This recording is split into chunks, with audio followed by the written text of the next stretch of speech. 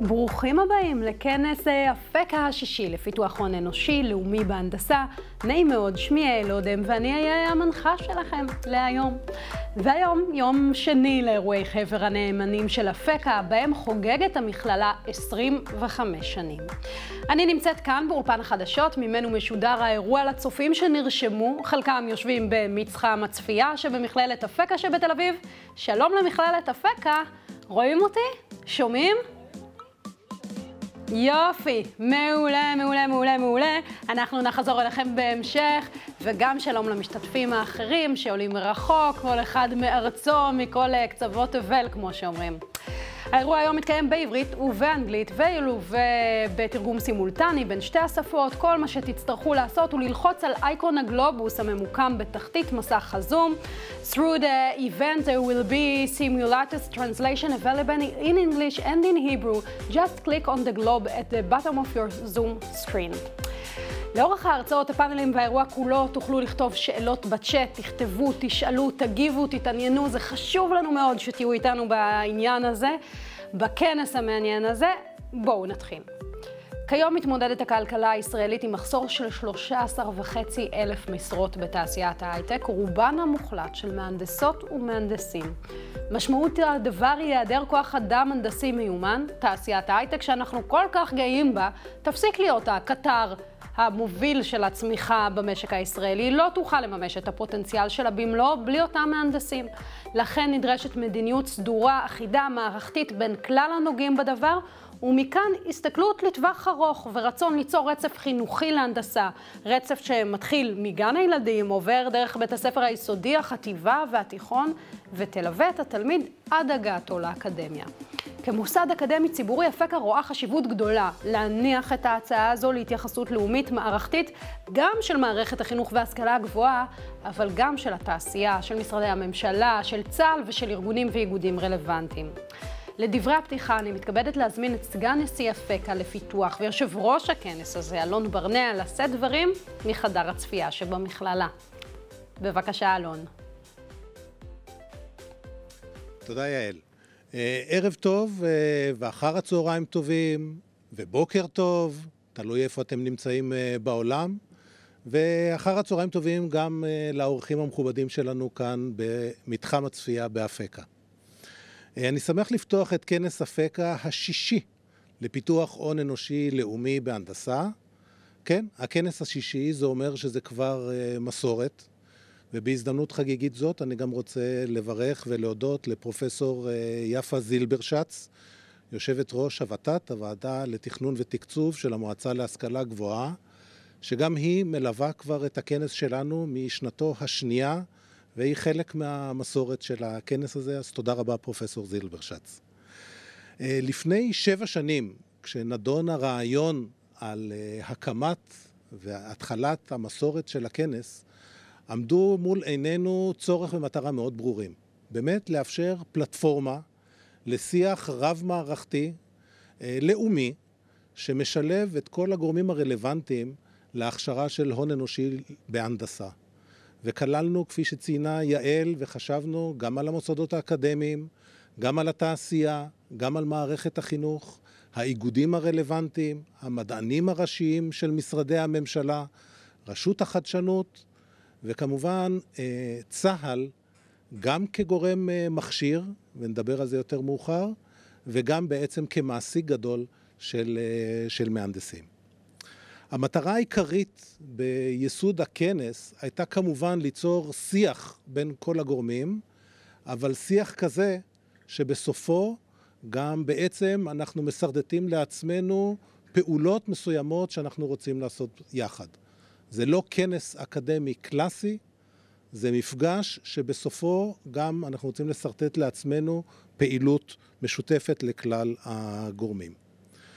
לאחר הכנס הראשון וכלקח ממנו, בחרנו בכל שנה להתמקד בנושא מסוים או בממשק מסוים.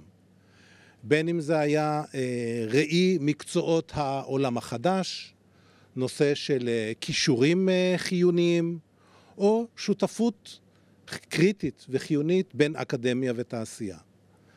זה אך טבעי שהשנה בחרנו להתמקד בתוצרים, תופעות, האצות של משבר הקורונה, ומה שהוא בעצם גורם לנו במערכות השונות הרלוונטיות לנושא של חינוך מהנדסים.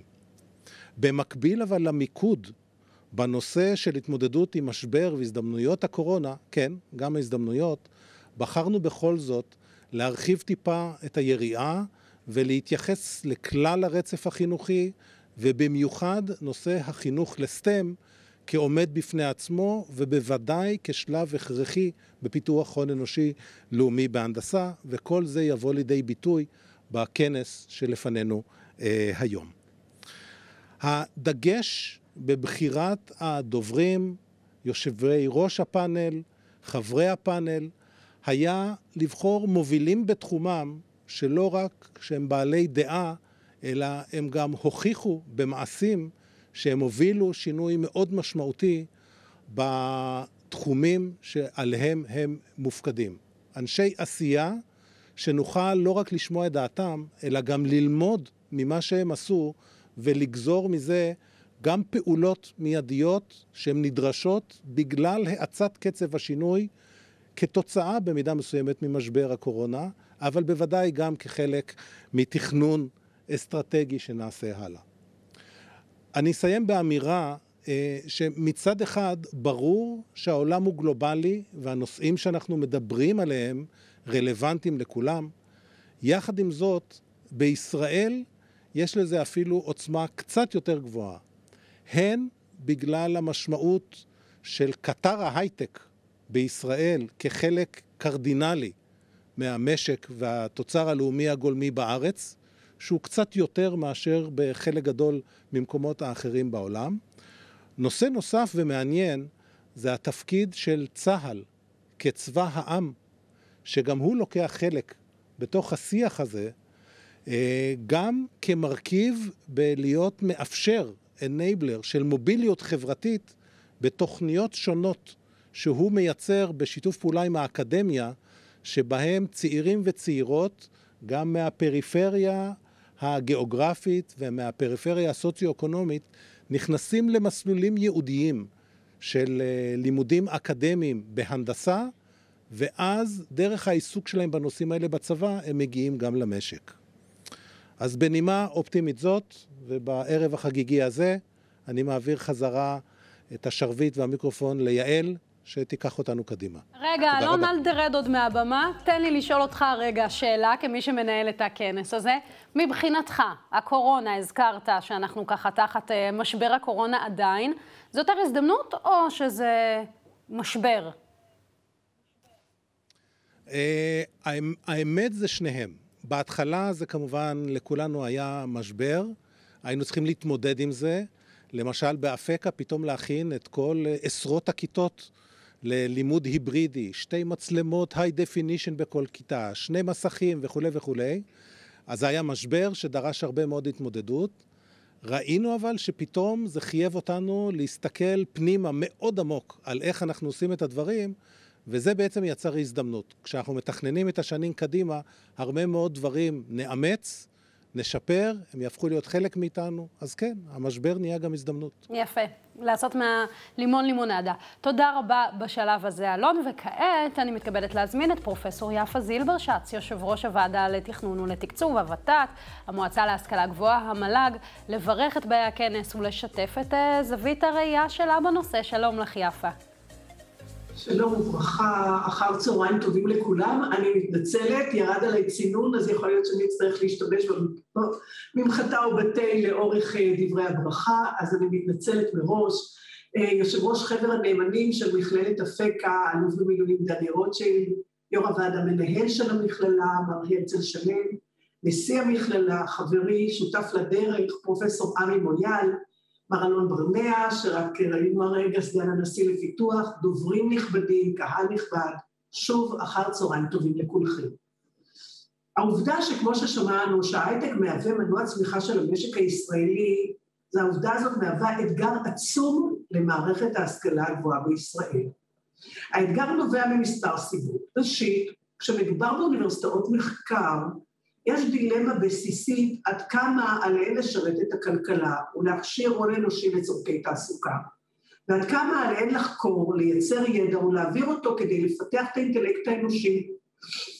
במידה מסוימת זו פחות בעיה של מכללות, ובפרט כאלו כמו מכללות להנדסה, שכן בהגדרה ייעודן הוא להכשיר לשוק התעסוקה מהנדסים ואנשי מקצוע בדיסציפלינות משיקות כמו מדעי מחשב, מדע נתונים, עיצוב וכדומה.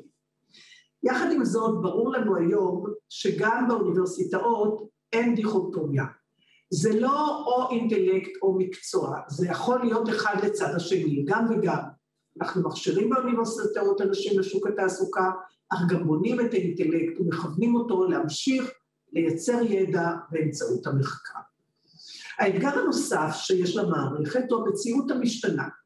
למהפכת מדעי המחשב והאינטרנט יש השלכות עצומות על החינוך האקדמי. ידע רב נמצא ברשת ואין חובה ללמוד בכיתה, מדברים על זה המון.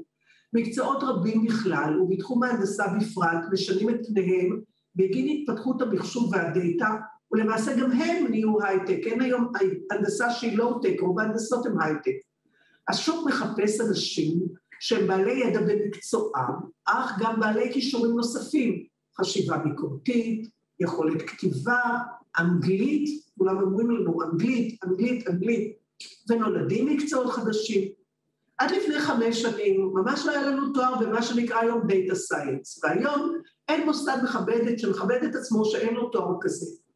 אנחנו עדים בעצם, כמו שקודם נשאלה כאן השאלה, האם זה היה משבר או הזדמנות, כל התהליך, ולא רק הקורונה, אלא כל עידן האינטרנט, יוצר disruption עצום בהרבה מאוד דברים, ולידו סימולטנית, construction של כלים חדשים, מקצועות חדשים, תכנים חדשים, למשל בהנדסת תעשייה וניהול, מנהל מוצר. במערכת האקדמית, שהיא ספינה עשירה, מגוונת וכבדה, טיטנית, חייבת להתניע במהירות ולהשתנות, כדי שלא תטבע ותהפוך לבלתי רלוונטית. ושכחנו להזכיר את התעשייה הרב-לאומית, עתירת הממון והידע, שמזנבת באקדמיה במחקר ובהוראה. שומעים אותי? אגב, כי נעלמתם לי מהעין.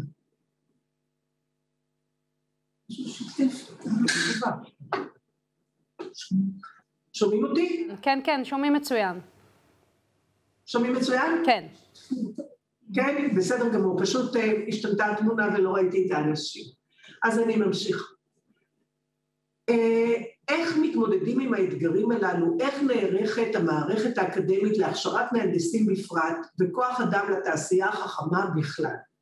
אנסה בקצירת העומר לצייר את המתווה ואת חלקן של הוות"ת והמל"ג שמתכללות את הרגולציה, התכנון והתקצוב של מערכת ההשכלה הגבוהה בישראל. אז אני אמנה כמה דברים. א', החינוך למדעים בתיכון. ברור לנו שככל שירבו תלמידים שלומדים 5 יחידות מתמטיקה, ומגמות במדעים ומדויקים בכלל ובמדעי המחשב בפרט, נוכל להרחיב את שורת הלומדים בתחומים הללו. אבל הניסיון מלמד שזה לא מספיק. לא די שנחכה לעבודת מערכת החינוך. המערכת האקדמית חייבת במקביל להיערך להשלמת ידע עבור כאלה שלא רכשו אותו בתיכון, או כאלה שנזקקים לעדכנו, כי לוקח להם הרבה זמן או הרבה שנים להגיע מהתיכון עד האקדמי. יש לרענן את תוכניות הלימודים, זה דבר שני באקדמיה. לייעל, אולי לקצר, לעדכן, במושגים קיצוניים, אולי אפילו להפוך את הקערה, ובמקום ללמד באופן סיסטמטי, ללמד בדרך של problem-based learning, תהליך שקורה כבר בעולם. ייתכן, ואני חושבת שזאת הגישה ששלטת בארץ, שהפתרון האופטימלי נמצא בשילוב שבין המסורתי לחדש. מבחינתנו, למוסדות יש חופש פעולה במסגרת החופש האקדמי לבצע שינויים. דבר שלישי, אנחנו בוות"ת מל"ג מקדמים פרויקט של למידה משלבת התנסות, מתוך הבנה שיש להתייחס לשאלת התעסוקה שלאחר הלימודים, תוך כדי הלימודים. במקצועות ההנדסה, החיבור של הסטודנט לשוק התעסוקה הכרחי. אוסיף ואומר שגם נכון ביותר שילמדו הנדסה לא רק חוקרים, אלא גם אנשים המובילים בשוק התעסוקה, שאלת ההיקף של כמה משוק התעסוקה, כמה עבודה שמחברת את הסטודנט ונותנת לו ניסיון, כי מחפשים אנשים שלא ג'וניורס, שאלת ההיקפים נתונה אפילו לשיקול הדעת של המוסדות. אנחנו מצידנו ננסה להקל על המוסדות בתהליך, גם אצלנו ברגולציה במל"ג ות"ת, וגם בעבודה שאנחנו צריכים לעשות מול הממונה על השכר באוצר, שיכול להיות חסם בתהליך הזה. נקודה רביעית ואחרונה, למידה לאורך החיים. התפיסה המנחה אותנו היום היא, שכדי להישאר רלוונטי לשוק התעסוקה, חייבים להתעדכן, שכן השינויים בידע המקצועי הם רבים. הדבר נכון בכל הדיסציפלינות, ובמיוחד במקצועות ההנדסה. האפשרויות הקיימות היום במסגרת הלמידה הדיגיטלית שפרצה לחיינו כמהפכה בעקבות משבר הקורונה, מקלה מאוד על התהליך ועל הלמידה של חלקים מתארים, של קורסים אקדמיים, של קורסים עדכניים במשך כל החיים. אנחנו כרגולטור נשתדל לעמוד מהצד ולא להקשות. נאפשר כניסה של לימודים חלקיים לצד הלימודים לתואר, הן לסטודנטים בתקופת לימודיהם המלאים, והן לאחר מכן כ-lifelong learning, כמו שאמרתי קודם. באותה מסגרת של ההגמשה, לא נמנע ואף נעודד פקולטות למדעים מדויקים ולהנדסה, לשלב קורסים במדעי הרוח וקורסים המקנים כישורים נוספים במסגרת הלימודים לתואר. הכנס כאן במכללת אפקה, כמו שנאמר קודם, הוא כנס מספר 6, ואני משתתפת בו בחמישה מהם מהשני ואילך. הכנס הנוכחי, כמו אלה שקדמו לו, מהווה במת דיון מרכזית להתנעת תהליך השינוי והעדכון של פיתוח הון אנושי לאומי בהנדסה ובמקצועות הקרובים מדעי המחשב ומדעי הנתונים. הוא מתכתב עם העבודה היסודית, המקיפה, המשלימה, העמוקה, הנעשית במוסד שמואל נאמן שבטכניון, שמשלימה את הנושאים שנדונים בכנסים האלה. הדרך שבה מוצאים השינויים היא מקצועית, יסודית, ומתכתבת עם כל הגורמים הרלוונטיים בתעשייה ובמערכת האקדמית. ואין לנו אלא להודות על הפעילות הזאת, לברך ולהבטיח, שנסייע לכינון המהלך בחומר וברוח. בהצלחה לכל העוסקים במלאכה. תודה. תודה רבה לך פרופסור זילברשץ. אני אשמח רגע לשאול אותך לסיום. אני מסקרת בעיקר את מערכת החינוך, את בתי הספר, וכיושב ראש המל"ג, מה לדעתך הדבר הכי חשוב שמערכת החינוך צריכה לתת לילדים שלנו? איזו מיומנות כדי שבאמת יגיעו לאקדמיה ואחר כך גם ישתלבו בשוק העבודה?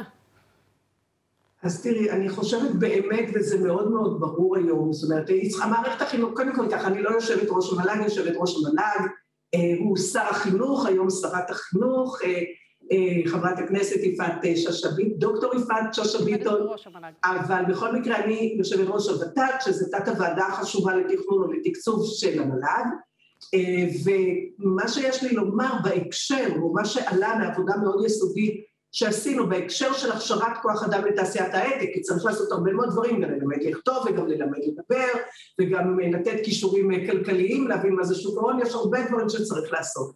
אבל לגבי שוק ההייטק מאוד מאוד ברור ועולה ש5 יחידות במחשבים מאוד מקדמות, 5 יחידות במתמטיקה אנחנו יודעים, אבל כל התעשייה אומרת ש5 יחידות במתמטיקה ו5 יחידות במחשבים, בפרט לנשים, יש לנו הרבה מאוד נשים שלוקחות 5 יחידות במתמטיקה, אבל לומדות לצד זה ביולוגיה או מקצועות אחרים או כימיה, ולא לומדות מחשבים ובסוף הן לא מגיעות לשוק ההייטק. יש על זה ממש מחקרים בדוקים. ולכן הקריאה הממוקדת, קצת הצרה, בהקשר של שוק ההייטק, באמת מתייחסת ל5 יחידות מתמטיקה והסתכלות על 5 יחידות מחשבים, אבל יחד עם זה כמובן למערכת החינוך כדי להכשיר בוגרים שבאמת יהיו אופטימליים, במסגרת המערכת האקדמית, יש עוד הרבה מאוד דברים שניתן להמליץ, ממה שאנחנו רואים, אנגלית דרך אגב, אבל זה נושא נפרד, ואני חושבת שלא נכביר עליו את המילים, כי זה ייקח אותנו לדברים שמעבר לכנס הזה. תודה רבה לך על הדברים האלה, תודה שהיית איתנו. ועכשיו אני שמחה לעבור להרצאה של הדוברת המרכזית, דוקטור רות גרם, יועצת לתחום ההשכלה הגבוהה ב-HR גרם, שירותי ייעוץ. ההרצאה הזו והפאנלים שלאחריה התקיימו כאמור באנגלית והתורגמו סימולטנית לעברית. דוקטור גרם, hello, how are you? Hello, very well, thank you. Thank you. So the stage is yours. Thank you. It's a pleasure to be speaking to you today. I'm sorry not to be there in person, but it's wonderful to see people gathering for a conference in many countries for the first time, I'm sure, in a long time. What I'll be speaking to you today about is the global state of the art in engineering education, and particularly the impact of COVID-19 on the priorities and direction of travel for engineering education. Just to start off with a little bit of context, over the past half century, engineering education largely hasn't changed a huge amount, particularly up until the last 10 years. It has been a relatively traditional discipline, following a kind of sage on the stage kind of teacher-centred pedagogy. And the curriculum at many institutions, in fact most institutions up until recent years, has remained largely unchanged, focused around maths and physics, maybe with some project work as students come in, or perhaps a capstone project towards the end, but very much a curriculum that's in many ways fragmented, a lot of different subjects based around maths and science and engineering science. When I started my engineering undergraduate degree about 30 years ago, one of the things, and that was in mechanical engineering, one of the things that interested me at the time was Boeing released their 10 desired attributes of an engineer. This was in 1993, so this is almost 30 years ago.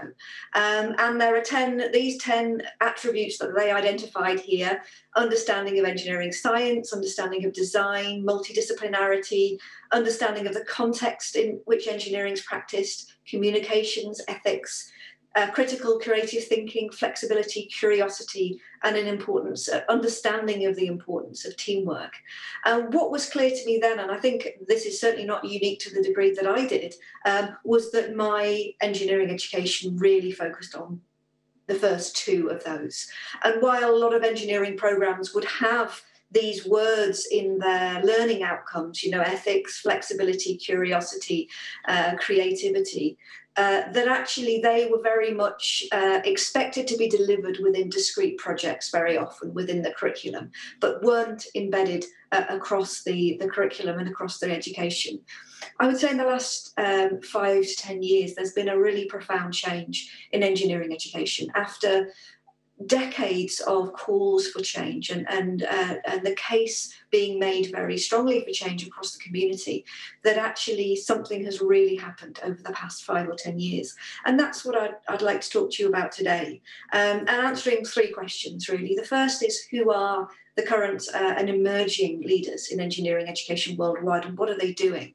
Secondly, what are the challenges and opportunities facing the sector? And thirdly, what is the likely impact of COVID-19 emergency teaching on the direction of travel for the engineering education sector into the future? So firstly, looking at which are the institutions worldwide that are considered to be the current and emerging leaders in engineering education. So I was commissioned by MIT to look at the global state of the art, to really answer this question: what is the global state of the art in engineering education? A study that was published in 2018, so 3 years ago. And that study was triggered from this new, the NEET program, the New Engineering Education Transformation Program at MIT, that was just being developed at the time. They've now actually graduated the first cohort of students, and Babi Mitra, who's chairing the panel in the next session, is representing that program.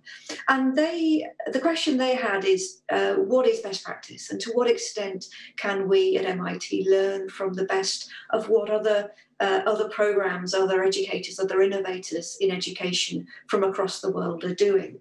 And that's where this report came from, and it really highlighted the extent to which there's been a groundswell for change, and the extent to which some of the new programs in engineering education really are very different and work to a very different curriculum and philosophy for engineering education.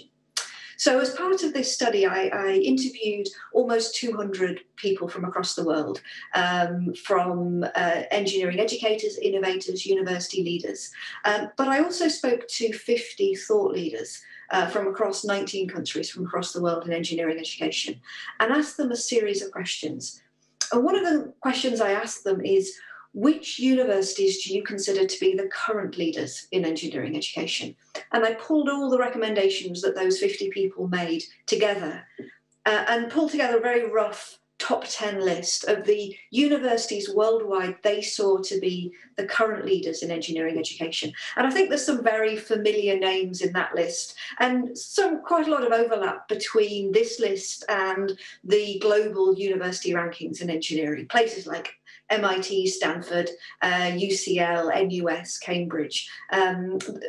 Many of those, but not all names, I think would be familiar. Olin College, actually, that came out as the most recommended, is a relatively new university just outside Boston, about 20 years old, education focused, with a very different kind of education.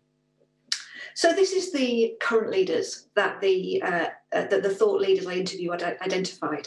I asked a linked question, which was, okay, those are the current leaders. Who would you identify as the emerging leaders that will define best practice in the coming decade? The institutions that you're looking to for inspiration for change in the future. And again, pulling together all the recommendations made by those 50 individuals. And this was the top 10 list of those universities that were identified. There's some overlap. There's three institutions that are common to both groups. But actually, there are some universities here that I don't think will be familiar to many people. Places like Iron Range Engineering in the US, SUTD, Singapore University of Technology and Design in Singapore, Charles Sturt University in Australia. And one of the things that I looked at as part of the study is, what are the distinguishing features between these institutions, what they're doing, what people see as the future of engineering education, and the group of current leaders? What are the common facts, but actually the distinguishing features between those two groups? And it was really interesting to look at those differences. So comparing the current leaders with the emerging leaders, the first thing that struck me is the spread of institutions, that where are these institutions from? And if you look at all of the universities that were identified as emerging leaders and all the universities that are identified as current leaders, there's a real shift there. So this is all of the institutions identified by the thought leaders as current leaders. 54% of those were universities in North America.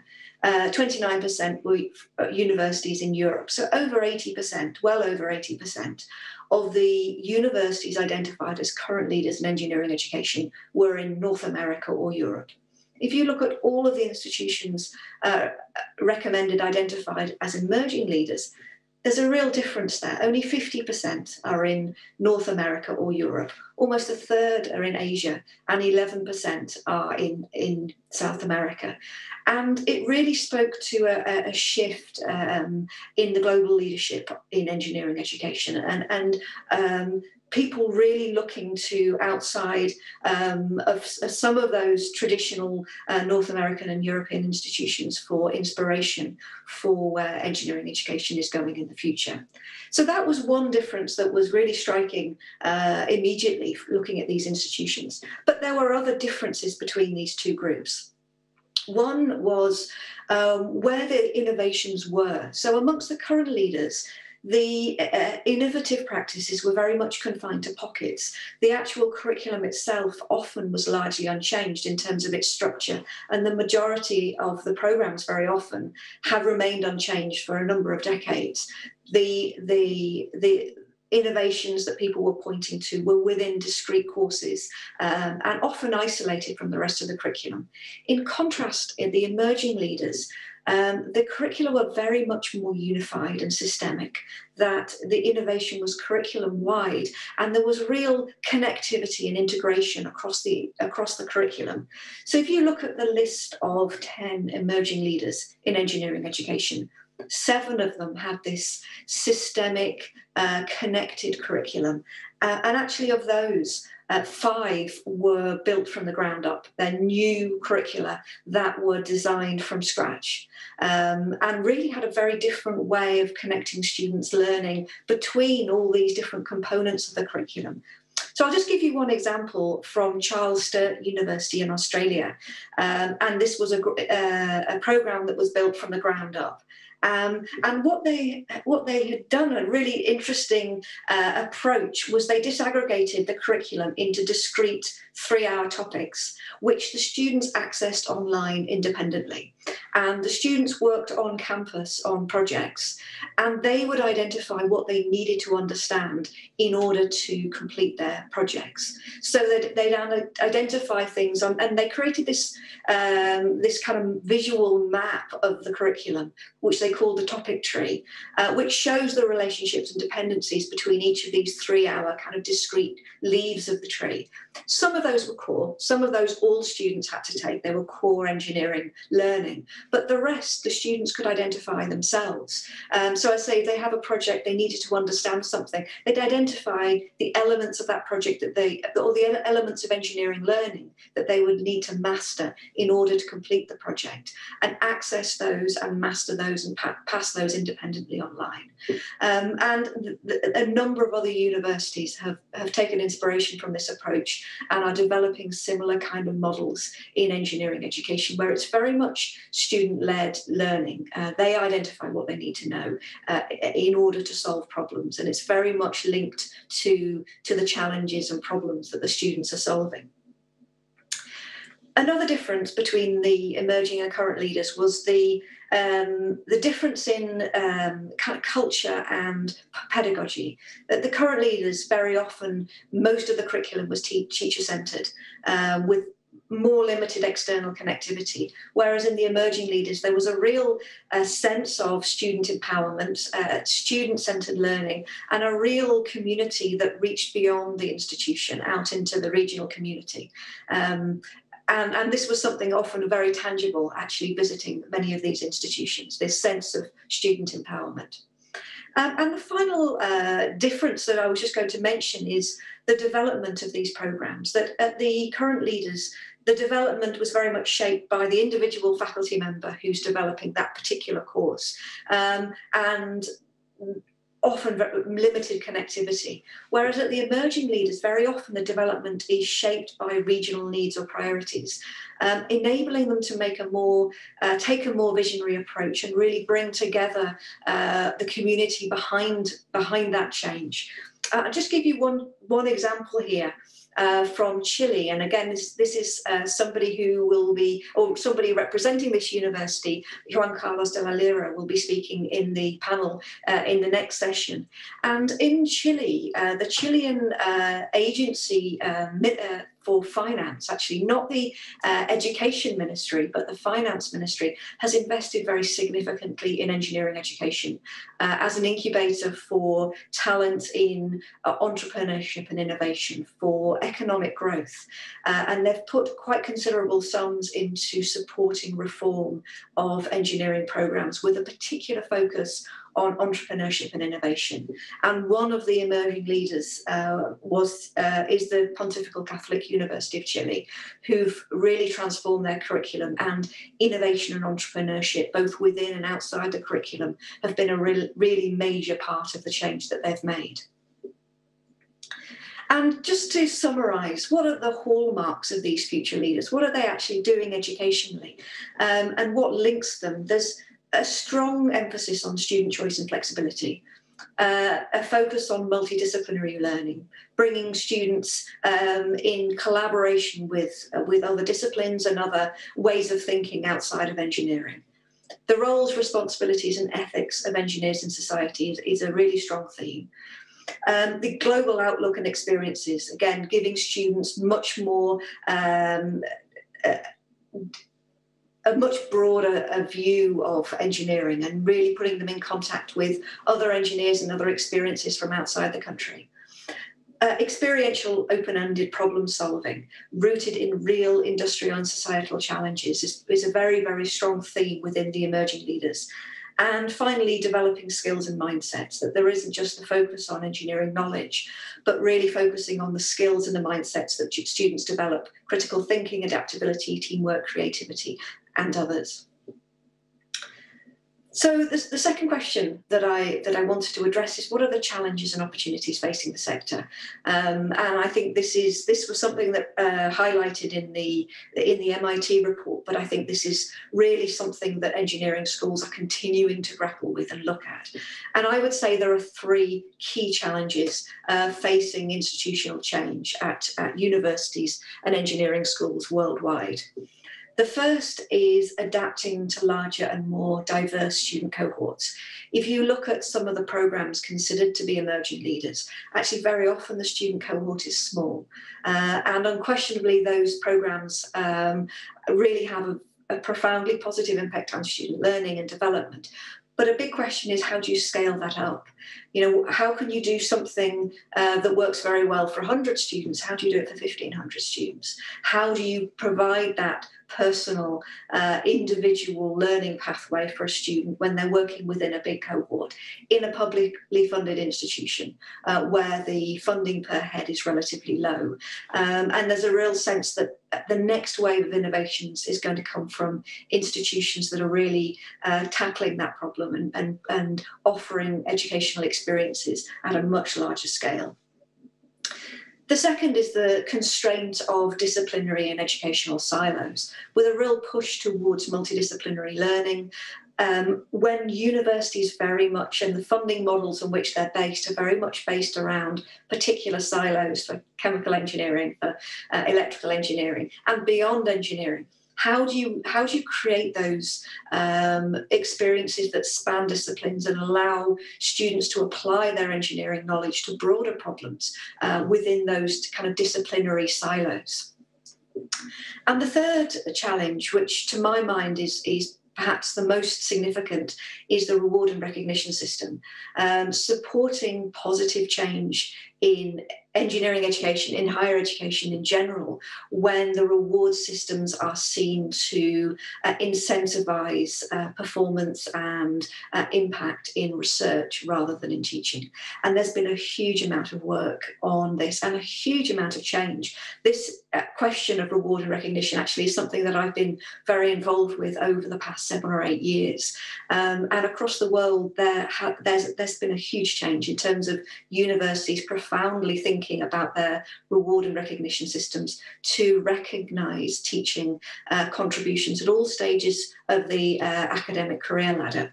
Just to give you one example, and I wanted to link to someone else on the panel who is speaking to you later from Delft University, because the Netherlands as a country have come together.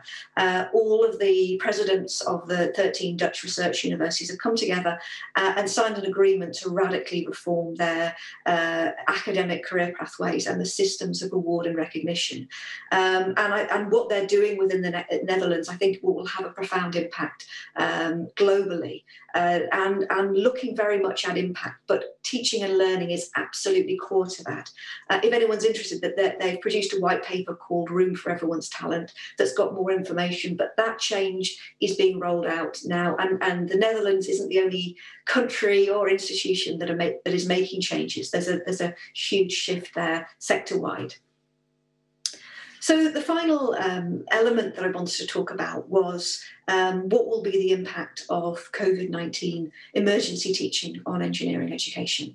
And taking back to February, March time last year, most institutions, most engineering schools around the world suddenly pivoted to online teaching and learning. At the same time as this real momentum for change in engineering education towards experiential, project-based, collaborative learning. And when that hit, there were certainly 3 areas of feedback that I was getting from the engineering community about what impact is this going to have. One concern, one question, and one prediction. The concern was, are these innovations going to be diluted? In the panic to deliver something, are people going to divert back to teacher-centred, recording lectures, putting them online, and pull back away from, say, these kind of collaborative, authentic experiences, these problem-solving experiences, because they're they feel more difficult to deliver remotely. A question, so how do we do this? How do we deliver effective collaborative learning online? And also a prediction is whatever happens, we're not going to go back to the way things were before. The sector has changed fundamentally. So in response to these kind of questions and concerns, I launched a new project called Collaborative Engineering Education in the Digital Age, looking at the impact of COVID-19 on engineering education in the future. It was launched in September. We're about midway through that study now. It's supported by a university consortium, 10 universities from across the world, including many of those that were identified in the MIT report.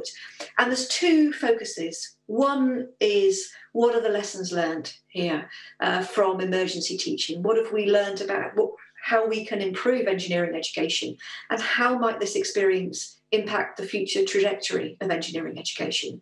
And the second is very specific examples of best practice in engineering collaborative learning delivered partially or fully online. The report will come out in 6 months' time. That will be available, and I can share that as soon as it comes out. The website is up and running now, and we're putting new case studies on there as soon as they come out. There's already 4 case studies on there, and the 5th will be on by this time next week. So that's to really give people inspiration and information about how other universities are solving some of these problems and challenges and opportunities with online and emergency teaching. So I just wanted to share some early outcomes from the study with you. So one of the things that, and I should say I'm speaking to engineering educators, innovators, thought leaders from across the world again, asking them questions about where the sector's going. And the feedback that we're getting so far is there are a number of anticipated future directions for engineering education that have been influenced by COVID-19 emergency teaching and the pandemic more broadly. These include, and perhaps firstly, not surprisingly, a much greater adoption of blended learning in engineering education. And the second link to that is some real reflection on what kind of learning spaces we need for engineering education and for engineering students, moving away from lecture theatres to community spaces that, and that actually, even though a lot of students might be learning online, they may want to learn collaboratively with peers, with friends from their course within flexible learning spaces on campus. So a real shift in what the future engineering schools may look like, and actually thoughts about how do you convert lecture theatres into much more open learning spaces. A much greater focus on collaborative teaching teams with greater innovation, a sense of universities really kind of cutting down some of the red tape and the constraints to what a programme can look like, a much greater prominence of undergraduate teaching assistants and the role that they play in teaching teams. A sense of shared teaching resources, that actually universities coming together and sharing some of these resources rather than every university in the world or every engineering school in the world creating a statics course and creating a materials course, that actually what can we do to share these resources and create the best possible experience we can for the students by working together. A really strong focus on sustainability. It's interesting to me how many of the courses that have been newly developed in emergency teaching have been based around sustainability. A really strong focus on global and interconnected projects. Many more universities connecting with other engineering schools around the world and running courses collaboratively. So you have students from different universities across the world working together in teams, and problem solving together. And that's, although that was happening pre-COVID, that's really accelerated and opened up quite a lot of new opportunities for that. And finally, a sense of broadening the student learning outcomes, that a real focus on some of the attributes that students have needed to develop through the pandemic, like resilience, flexibility, and really focusing on those and how to develop those as part of the engineering education. Thinking about student identity and how they can develop and embed some of these outcomes within their learning and within the programs. So I just wanted to give you an example of a programme from that list of leaders that has been developing some of these aspects. And in this example, it's from the sustainability and the broadening of student learning outcomes. And the example's from Aalborg University in Denmark, which is a university that's always, since it was established 40 odd years ago, has been its education is structured around problem-based learning, but they're really changing that and developing new systems, and it's very much been accelerated by the experience of the pandemic and emergency teaching. And what they're doing, which has been really interesting, is if you imagine this spiral moving up is the students' progress as they move through, and they have huge, every semester, half of the students' education is a project that they work on collaboratively. Rather than asking students to engage in a series of projects that are very similar as they move through, they're really thinking about how do you develop student competencies, how do you build the complexity of those projects as you move through the education. So along the horizontal axis, they have this increasing interdisciplinarity of the projects. On the vertical axis, they have the increasing complexity of the team or problem construction. And that sense that the student is gradually developing and trying and experiencing more and more challenging situations in a scaffolded way is really now embedded into the programs. And they end at this kind of peak point with what they call mega projects, which are complex in all dimensions, bring students together from all disciplines, and really nurture that kind of flexibility problem solving within that very diverse team and very open-ended projects. And through that, they're very much looking at the competencies of the students and supporting the competency development in many different ways. And there's a real focus in that competency development on mindsets, on competencies like resilience and flexibility and adaptability as the students progress.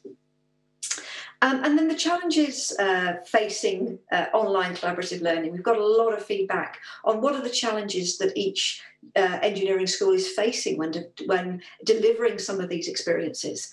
And I think the first will come as no surprise, but the first being social isolation, anxiety, and mental health amongst students.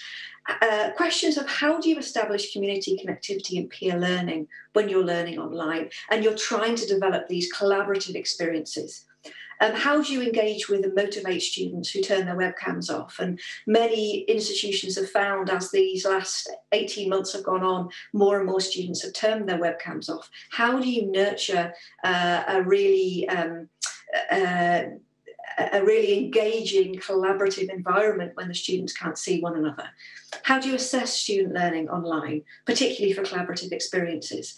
The exhaustion of faculty working in this constant state of stress, not necessarily knowing from 1 month to the next what their delivery options will be and whether they can be face-to-face with students. Question of how do you offer equal experiences to all students, regardless of their internet connectivity when they're engaging with their education from home.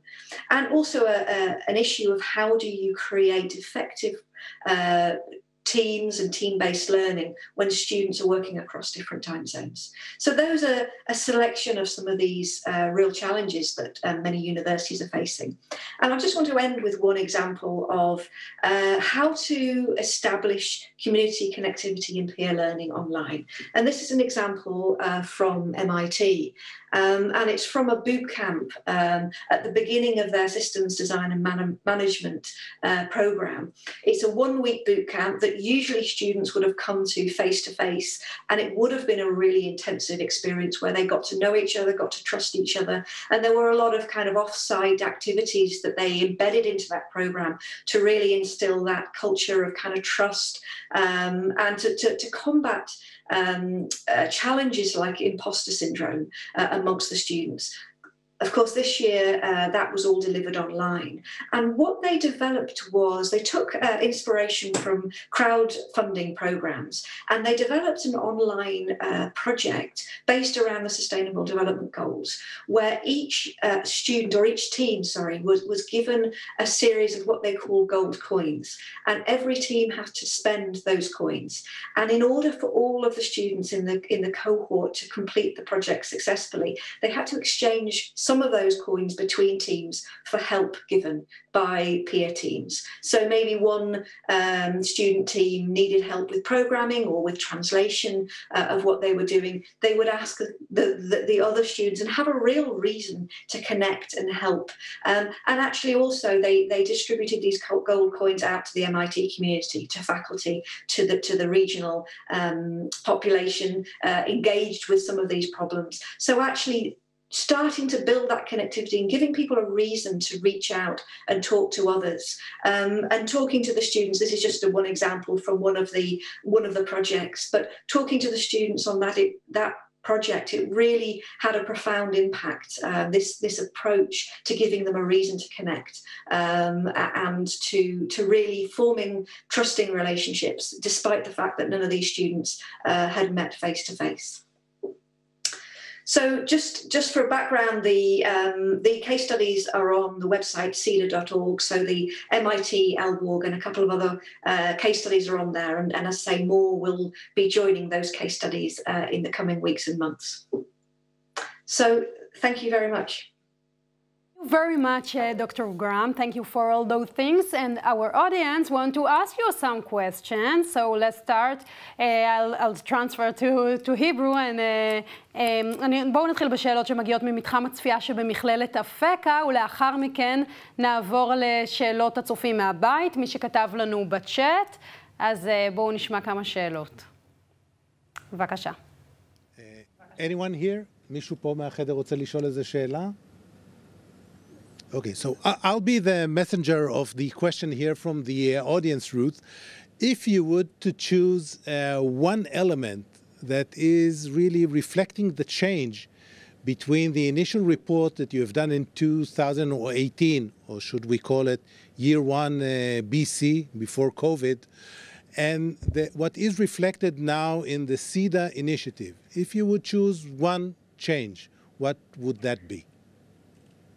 That's difficult. I mean, to me, this focus on resilience, focus on building students' mindsets and adaptability, I think is huge. I mean, to me, the other part of it is a sense of in the future that it's possible to do some really enriching and profoundly impactful things online. I think there's always been an assumption that we can move the technical knowledge piece online, but there's something inherent about project work and collaboration that needs to be face-to-face. And I think there's that shift that's actually because we've stress tested some of these things, yet there are some things that absolutely, conflict resolution, there are some things that work better face-to-face, but actually there are some things that work better online. So I think that shift to say we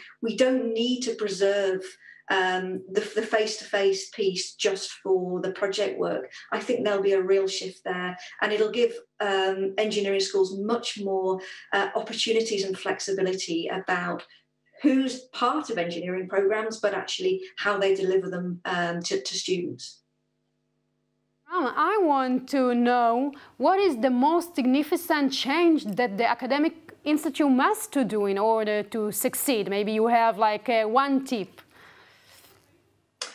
To me, the reward and recognition is absolutely key, and there was certainly a lot of engagement with that before, but the sense of during emergency teaching, so many academics have really put a huge amount of time and expertise into teaching and learning, and the question of what happens in the next promotion round and to the extent to which those achievements and contributions will be rewarded. So actually, to me, it's an internal kind of reward system issue, but I think that will be a barrier, and I think if institutions institutions don't reward and recognise what the academics have been doing over the last 18 months, I think there will be consequences in terms of people's willingness to engage in educational innovation in the future.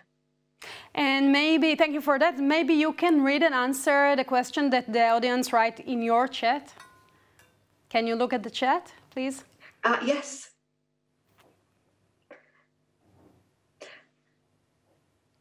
So the question is about who these emerging leaders are. You know, has COVID had an impact on that? And I think it will do.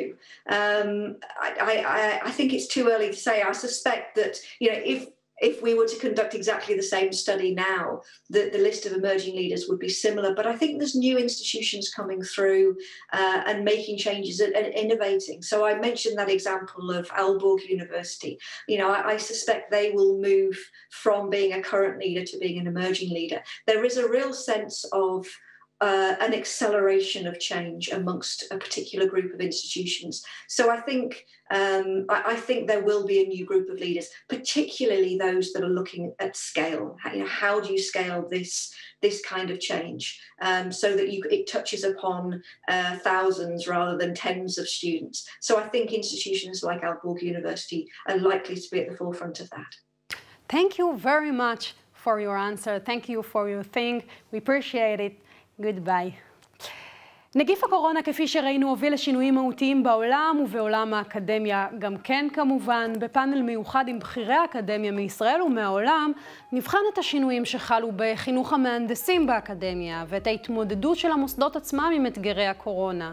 את הפאנל ינחה דוקטור אמיתב באבי מיטרה, מנהל מוביל משותף של תוכנית NEET, New Engineering Education Transformation ב-MIT, אחת מהתוכניות פורצות הדרך שאכן משלבות מתודולוגיות חדשניות לחינוך מהנדסים, וזה גם אחד המוסדות המובילים להכשרת מהנדסים.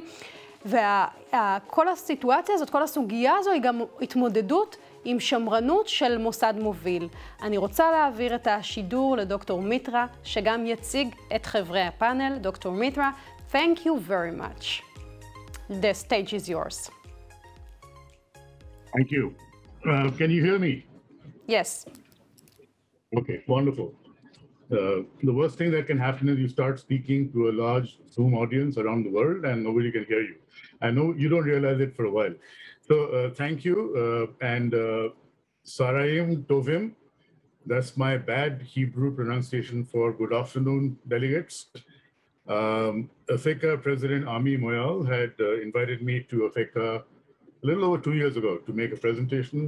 Very interesting meeting people, meeting faculty and students. It's good to be back, although it is online, but it's a new world, right? We figure this out. So very briefly, my name is Babi Mitzvah, as you've already seen. We are running a pilot program at MIT called New Engineering Education Transformation. It's NEET, spelled N-E-E-T and N-E-A-T. And I'd like to thank Professor Ami Moyal again for inviting me to chair this panel. And thanks to Alon Barnia, VP Development, and Michal Gishri, Head of Resource Development and Community Relations, for preparing us as panelists for this process. So very briefly, here's how the process will work as we worked out in the panel. We'll do the panel for about 35 minutes. Each of us will give a short, each of us four will give a short introductory remark, personal remark, to focus on the topic. Then I will pose the same question to each panelist and each one will respond. And then we'll have an open discussion among the panelists in responses to that question. Then we'll have 2 other questions, so 3 questions in all. And hopefully we'll wrap that up in 30 to 35 minutes. There's an audience Q&A, which AFECA is going to be managing, about 10 minutes or so, and then we'll sum up. So that's the run for the program. So starting with me now. So a little bit about myself. So what I enjoy doing most, what I don't enjoy much of is routine. What I enjoy doing most is visioning, designing, setting up, operationalizing, innovative, useful to somebody, students, researchers, faculty, startup, educational sort of initiatives. So very briefly in the corporate world, I took a small e-learning R&D group and made it into a profitable business unit called Knowledge Solution Business as its senior vice president. And I bring that in because that's been extremely useful to sort of enrich my experience in academia. I'm a founding member of a leading NGO in India, Pan Himalayan Grassroots Development Foundation. Again, another very different view into our lives. And I was the founding dean, School of Engineering, BML Munjal University in India for about 3 years. And that was another kind of experience that really helped. So what do I see from my limited vantage point post-COVID? There are 3 things that I see which are not new, but which COVID has, it's almost like a call to arms. COVID has forced us to think faster, rapidly, and in a more concentrated way. So the first one is that students want to work on societal problems and not just on creating technology and widgets and software and and literature, and they want to work on societal problems, right? And that's something we've been seeing for a while. It's just got accelerated and deepened through the societal crisis we are in. And what we are learning through the NEET program is that we began by saying, let's teach our students how to build engines and systems and machines for the future. But we are saying now, let's not teach our students only that. We really need to teach them how to build engines of change. And I can't emphasize the importance of that because, this whole thing about knowledge and its half-life has become it's a given now. We don't even talk about it. There's nothing called a half-life. It's like a 1/8 life. Things are happening so rapidly. The second thing is, and Ruth mentioned this in her keynote, which is very interesting. I hope all of you heard it. Was that our students are under a huge amount of stress. The stress is being caused by the change, by the pivot at MIT, 13th of March 2020, is when we pivoted to emergency teaching to complete that semester the best possible way. In fall, it was 85% was remote. Only the seniors were on campus. In spring, the seniors were not on campus, the others were. So again, it was a hybrid. So every semester, it has been changing for them in terms of the teaching and learning process. And I don't think we as faculty, as educators are recognizing that need. So we are learning, very important to be empathetic and flexible. I think the one word coming through to all of us, and it's a difficult word because there's a lot of emotion, is belonging, right? And that is very important for us to understand how to promote that. And the last thing to add is that, the clearer our students are to what we expect from them in a class, course, in a project, the more engaged they will be, particularly true and even more true at a distance, right?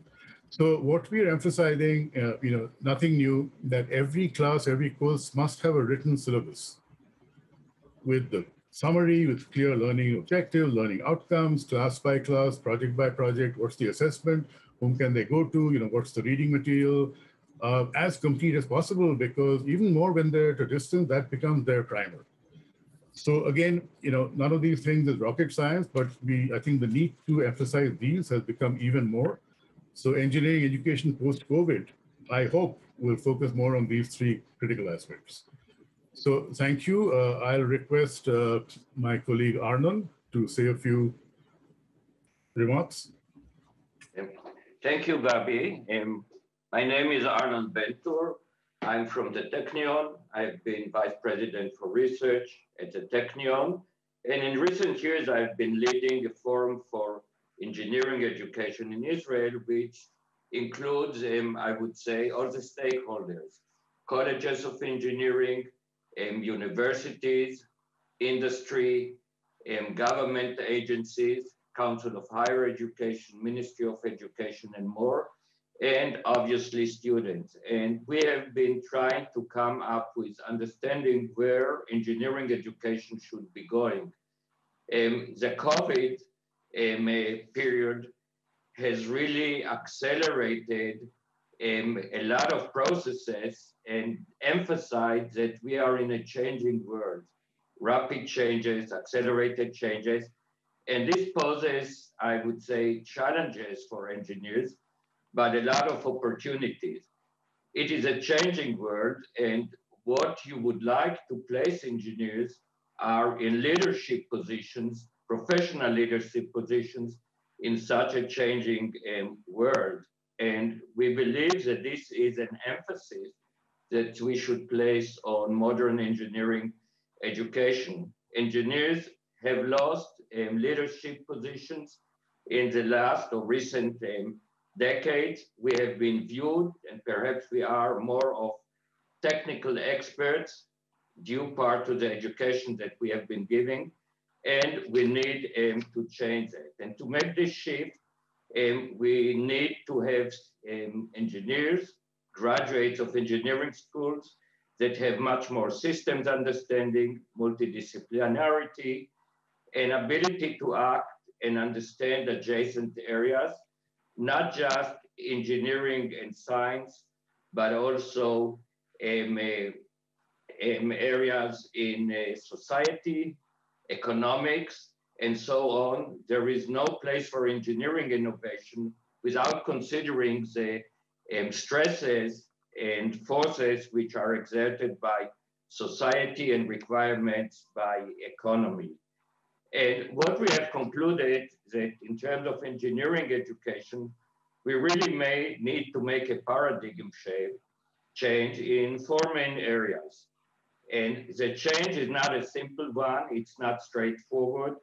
It involves a lot of tensions. We need to, in each of these paradigms, reach some balances. And the first one is knowledge versus skills. We need to move away from the notion that knowledge is being the main value to be acquired in academic institutions.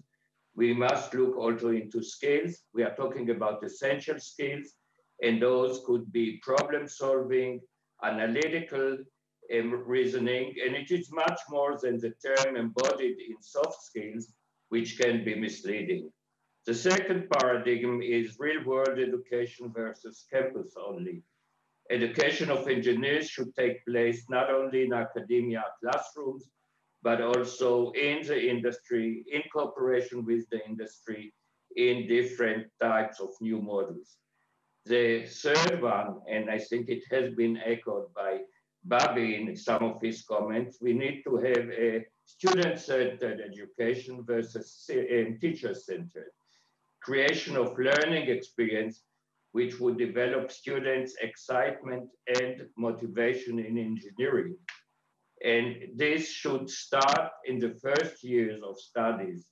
Usually those years are centered around math and science courses, and students don't get the sense of engineering from day one, and it has consequences on later on in later years. And the fourth paradigm is faculty members should be changing their roles, not just lecturers, but becoming advisors, transform the mindset from a lecturer to a mentoring type of a faculty member. And that includes also the need for appointments also from the industry, not just purely from the academia. So this kind of changes require a lot of cultural changes in engineering education in institutions, may require institutions to look into them. A special issue that I think should be highlighted, and perhaps we'll address it later on, we should look what is really our added value. And the added value is the presence of academic staff which have the know-how and expertise, and we should have a system where they are much more leveraged into dealing directly more with the students, acting as advisor. This is a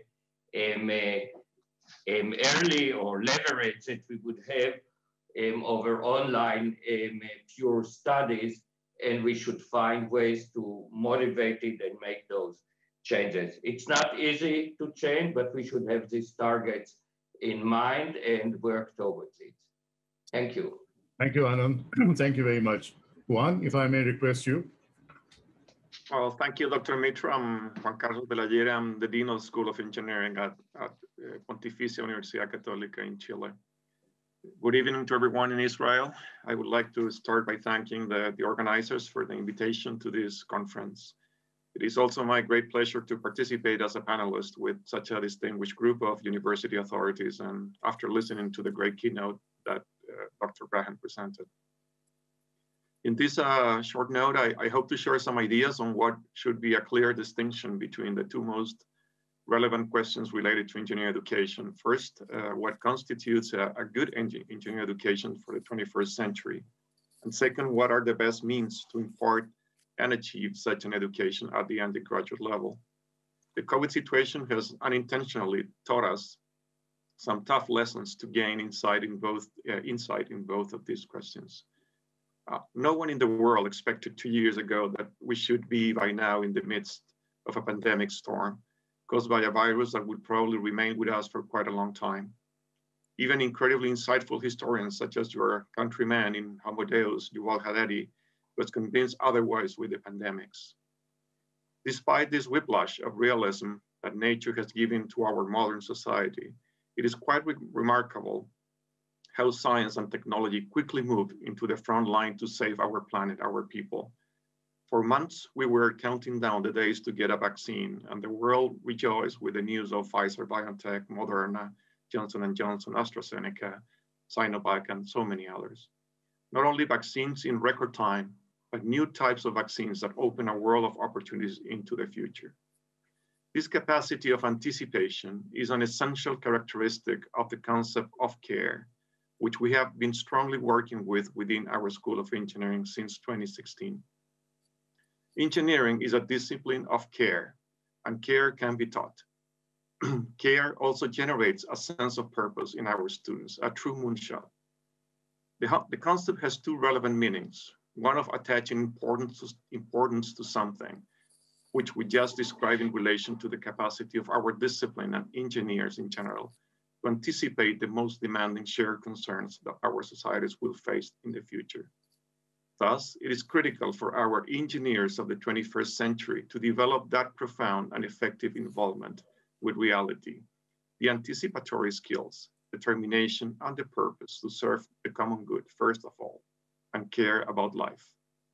And in its second meaning, to look after and provide for the needs of one another, to educate within a community of people who care for one another, who create a space of safety in the broad sense for being educated in a very intellectually vital and challenging discipline as it is engineering.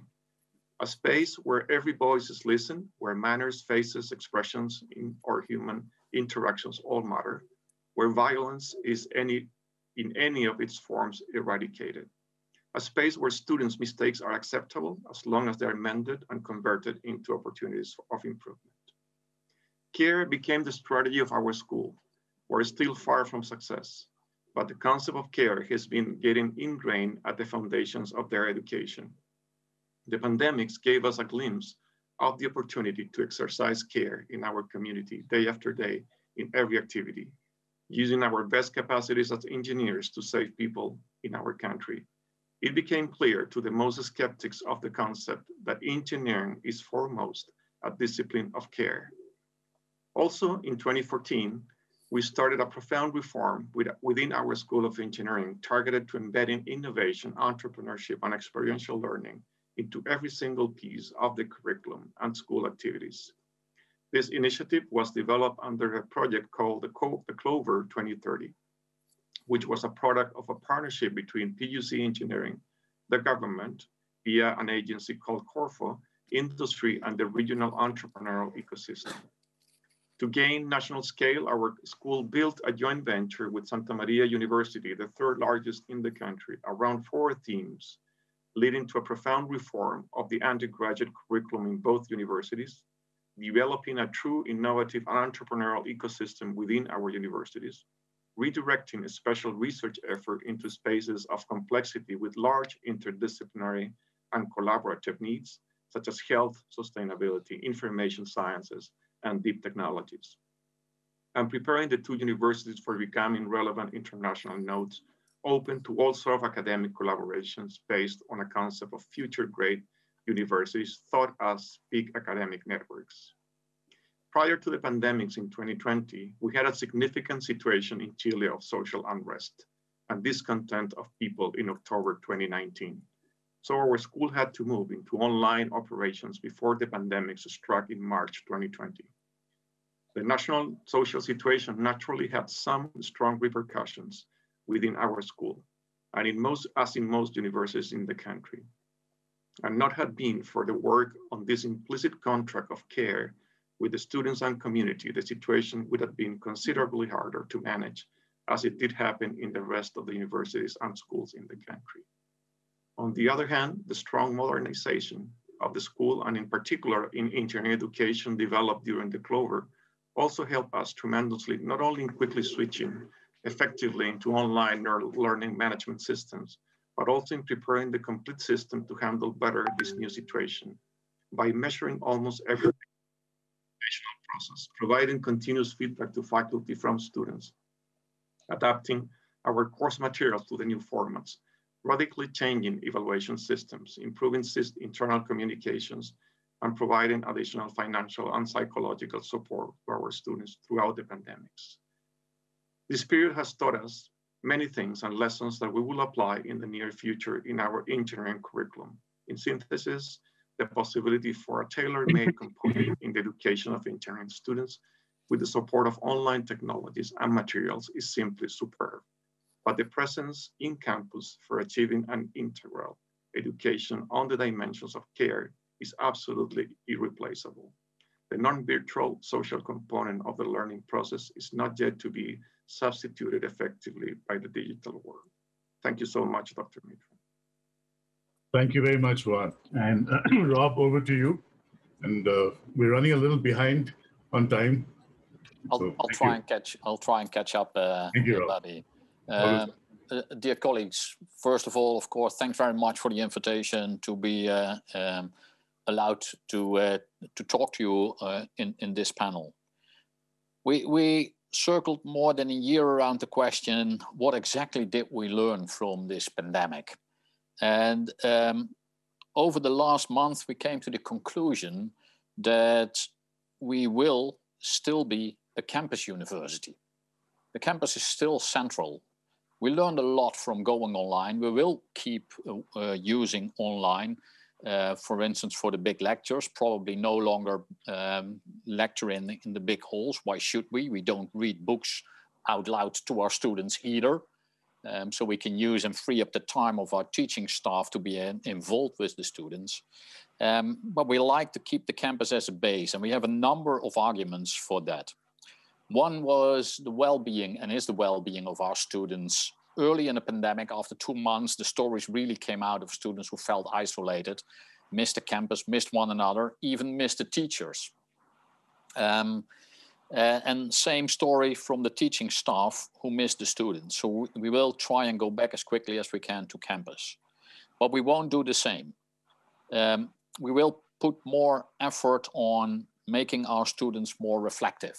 All students will be helped in being reflective engineers. We will put more emphasis on socially responsible engineers.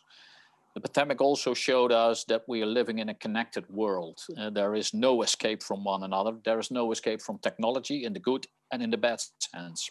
And our students need to respond and reflect to that. We also will speed up our work towards having more, if I may call them, different flavors of engineers graduating. Some will be the specialists that we always train. Other will be more innovators or entrepreneurs and more geared toward business. Some will be system engineers and so on. So not necessarily along the lines of the discipline itself.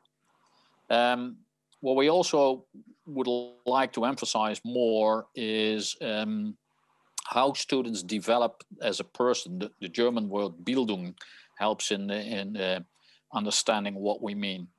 And for that, we use what we call dream teams, students working in up to 50 in a group on a real big challenge. For instance, the solar car race every second year in Australia as an example of what our students do. That used to be a small group. We want to expand that to giving many students the opportunity to do that, not for a full year with the big dream teams, but we'll say a quarter or half a year. We're also working on something that is really new for us as an engineering school, getting students introduced to art. So bring in some of the humanities as really giving them a different perspective on their own discipline and what it means. And that is part of helping our students getting a wider perspective. Obviously, what the others also said and what Ruth Graham in her talk said, multi or interdisciplinarity, whatever you want to call it, is very important to all engineers. Paraphrasing one of our directors of education, aeroplanes are not built by aeronautic engineers. And then everybody thinks, I hope they are. Sure, they build the wings so that it will fly, but you don't want to sit on the chair designed by those students. And yeah, we got designs, and they have to work in the multidisciplinary teams rather than being multidisciplinary themselves. There's only so much that fit in a single head. That is the direction that we are moving to. And the last thing is that we learned from the pandemic that giving and receiving feedback is crucial. And that is not the same as providing criticism to our students.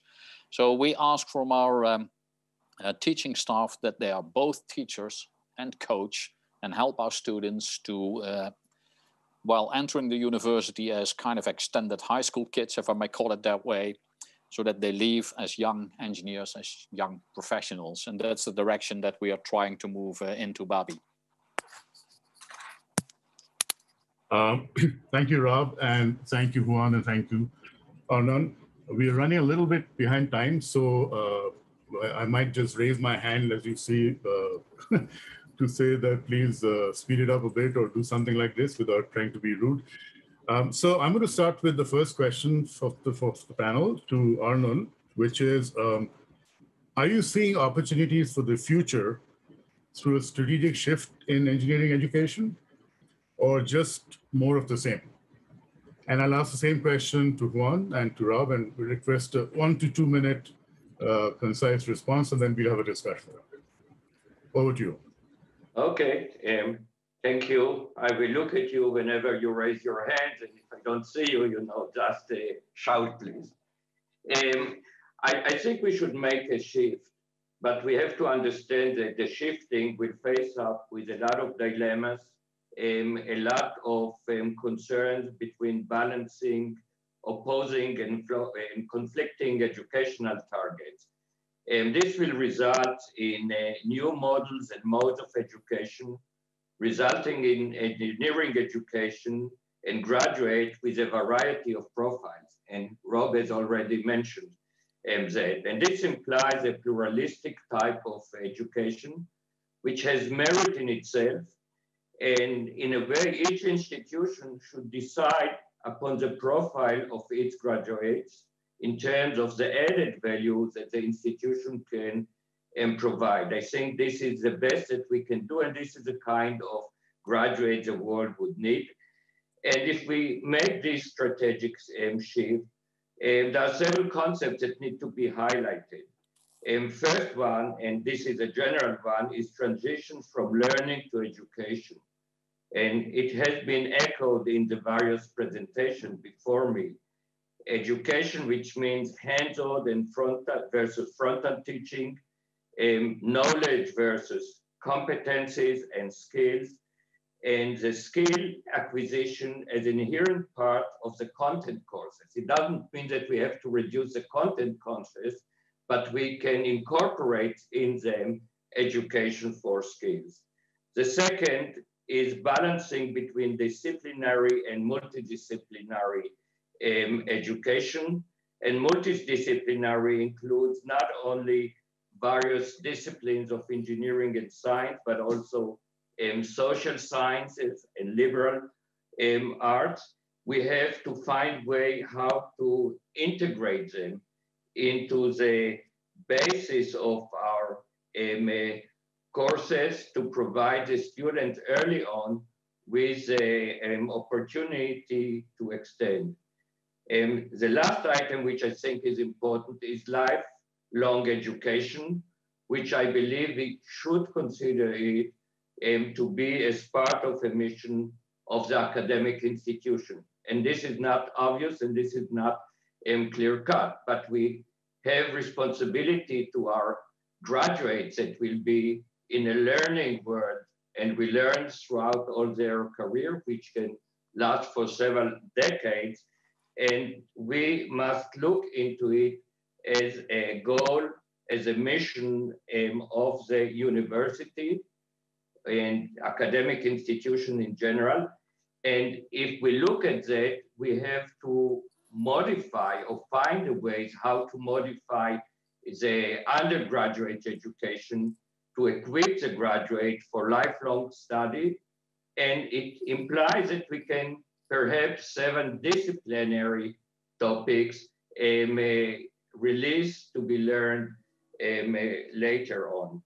All of that would require organizational changes, changes in the profile of faculty, much more cooperation with industry, being much more agile and flexible in setting up new courses and new modes of learning, but without compromising on the quality. And last item is how do we screen candidates, and what is the acceptance policy of candidates, not to depend only on the usual test of matriculation and psychometric exam.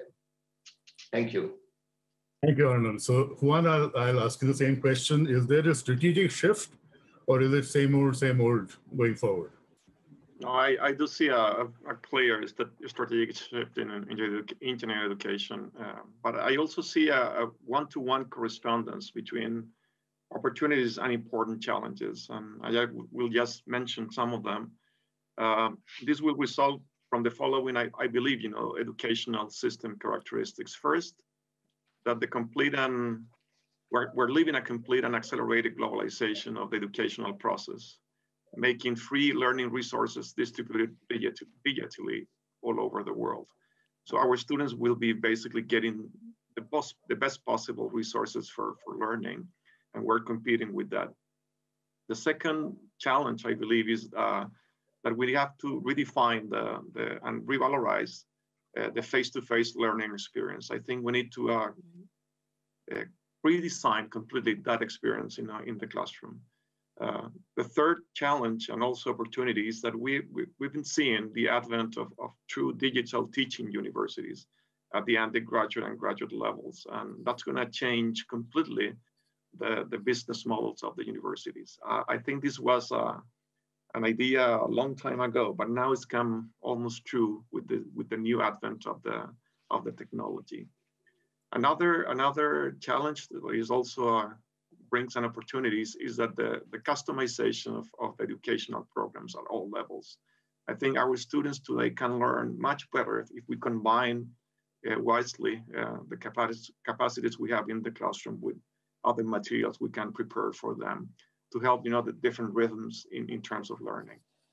And finally, I also would like to restate that the imperative of reinforcement and reinforcing and redefining the social component and basically developing this social capital in our student population in the learning process and life. Thank you. Thank you, Juan. Rob, over to you. Strategic shift or old wine in the same new bottles? No, Bobby, I would say it's a strategic shift, but a gradual one, not a step change, because there's quite a lot of things that I guess as disciplines we do quite okay. What I see is that we must move further into making all our students digital savvy. They all need to master some form of artificial intelligence, as they most likely will use that throughout their career. So that is important. We'd like to bring in, as was also mentioned by Juan, industry with industry challenges, and also some guidance and coaching from industrial colleagues as to show our students what it takes to be effective in a working environment.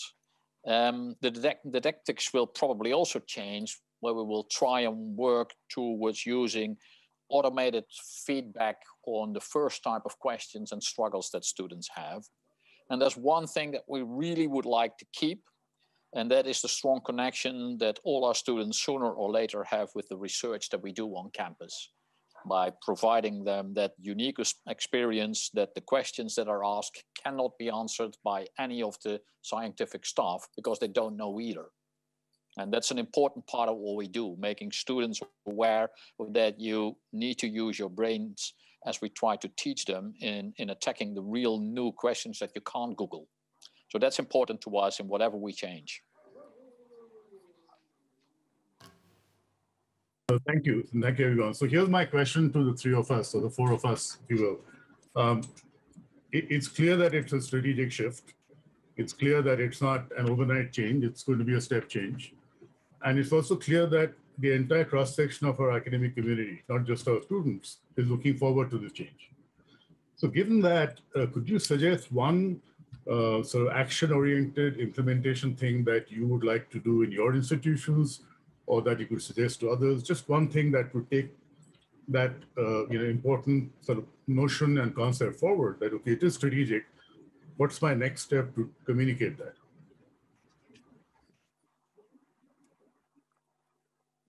Yeah, actually, I'm allowed to have two. One is very practical. I'm trying to work on that all our programs, all our master's programs to be exact, in the 5th quarter, free up their curriculum so that we have university-wide a time slot where students can do whatever we offer them.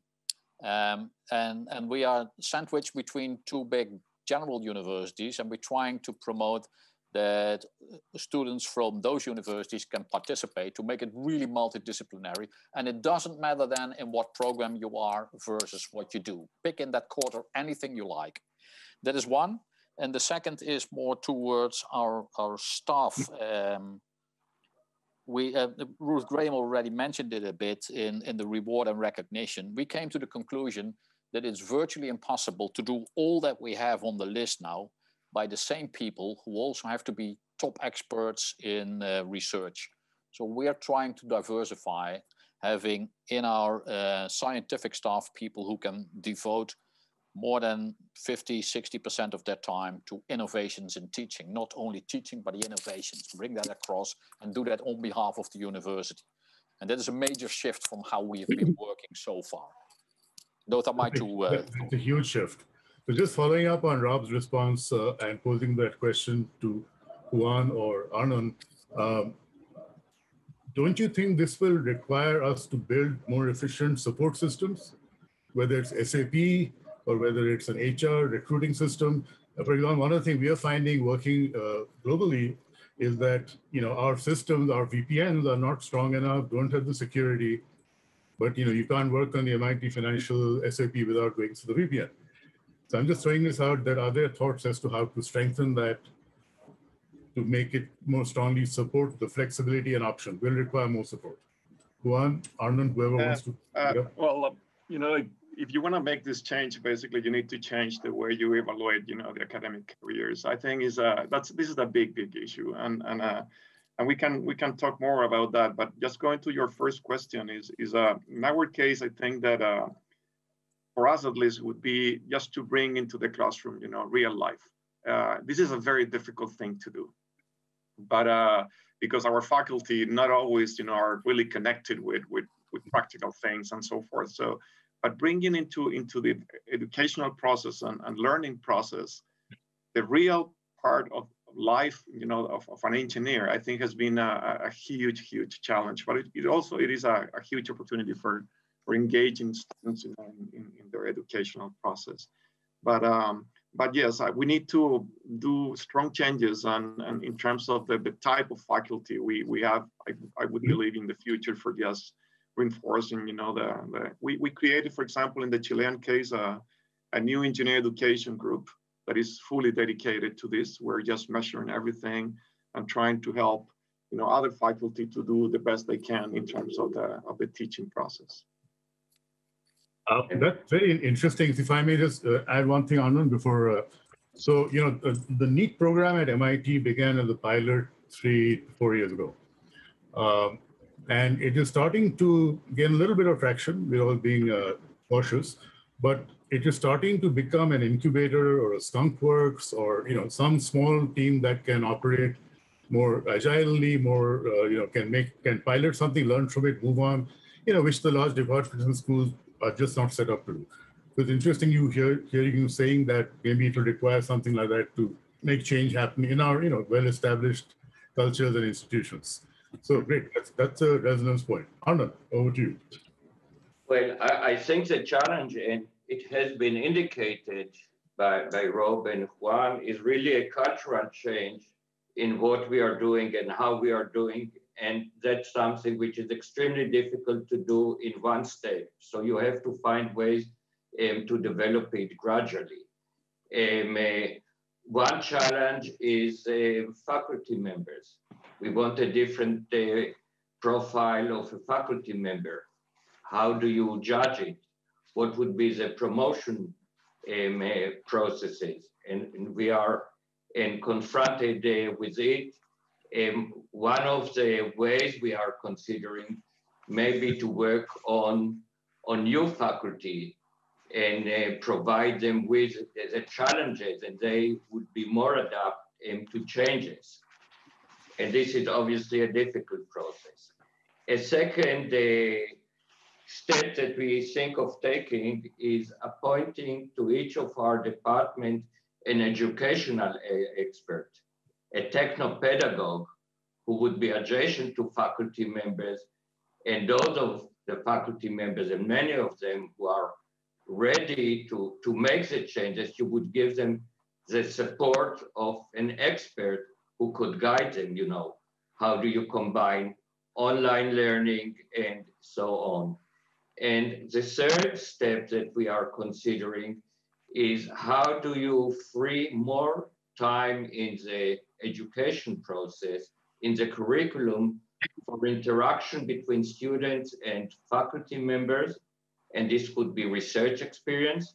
How do you free more time for experience in industry, which implies to bring in more faculty members from industry in various type of appointment, professor of practice, and so on. So those are the three main lines that we are considering how to proceed. And it is not easy. It's a process of cultural change that you make sure that it's done with a proper balance, because the barriers are immense.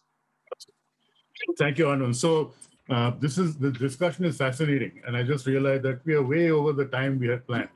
So here's our challenge. We have 7 minutes left because we do want to respond to Q&A from the audience. So fellow panelists, I'm suggesting let's just do one more question, not 3. And in the next 6 minutes, 7 minutes, I'll pose the question quickly. If each of us can come back with 2-minute responses to what your thoughts are, we'll stick to the time and manage. So with your permission, question number 2. So this is a very pedagogic, learning oriented. So given the COVID experience, how much do you think online and remote learning are applicable for, how do you do hands-on project type, project-based learning, the gut of engineering education as we see it and as we see for the future? How do you do that well with some combination of online, remote, and classroom, or purely online? Who wants to take up the challenge to respond? Okay, I can start. I have a mixed feeling about it. I participated in 2 courses that were project-based on type of learning that were online, and the experience was very good. I enjoyed it immensely, the students enjoyed it immensely, but a lot of effort had to be invested in getting these 2 courses to be successful. They were done for graduate students who already had some experience, and they were much more open. There were 3 instructors in the course, one a main one and 2 adjuncts, and the number of students were 25 students. And it was successful. But the effort you had to put in it is tremendous. In surveys we have done with other courses, and obviously what we were getting, opinions that were not as optimistic. So on the one hand, there is a potential to do a project-based course or more interactive course online.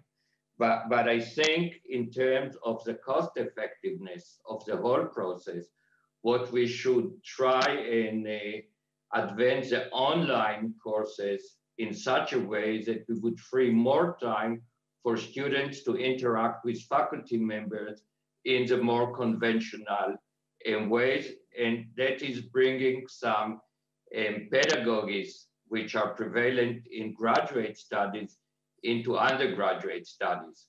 So not push the project-based learning online, but push the other types of learning so that we would free more time for project-based learning that would be with actual human interactions. I think at least for the coming years, that would be the proper balance or more reasonable policy to take.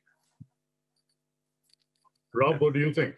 What's your experience and your thoughts? Yeah, what we definitely will expand on with online is having students cooperated throughout Europe and even into Africa. We ran a program that's called Delft Global Initiative, where students work on project in loosely called third world countries, sometimes with students from there. So an example we had in our School of Architecture had students working with students from South Africa, and the traveling is quite severe. And now we learned that that is no longer necessary. They will travel every once in a while, but not on the same base anymore. They can do an awful lot online where they don't need to meet one another face to face. And then we will probably have some summer school stuff like that to get students on the spots, on the places. So there I see a huge benefit. We could do the same in Europe.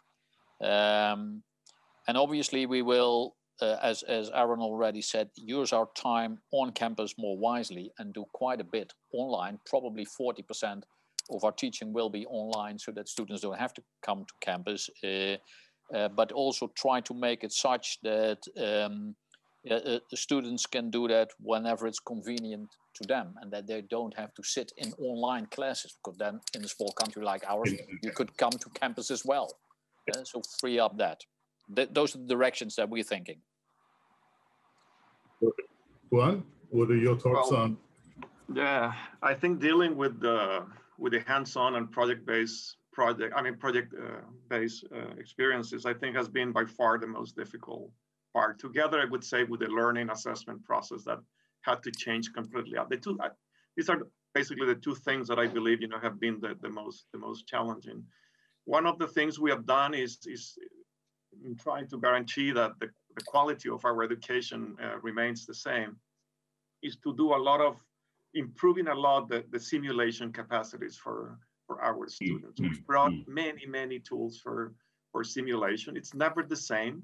Obviously, you can do incredible things today with the new tools for simulation that will not completely replace experimental work.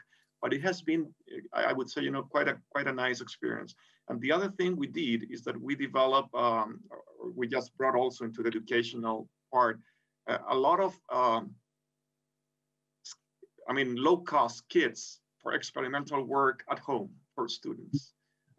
Sounds ridiculous, but they develop an incredible amount of skills using small devices and things that could work at home, in the meantime, as soon as we can open the laboratories and those kind of things.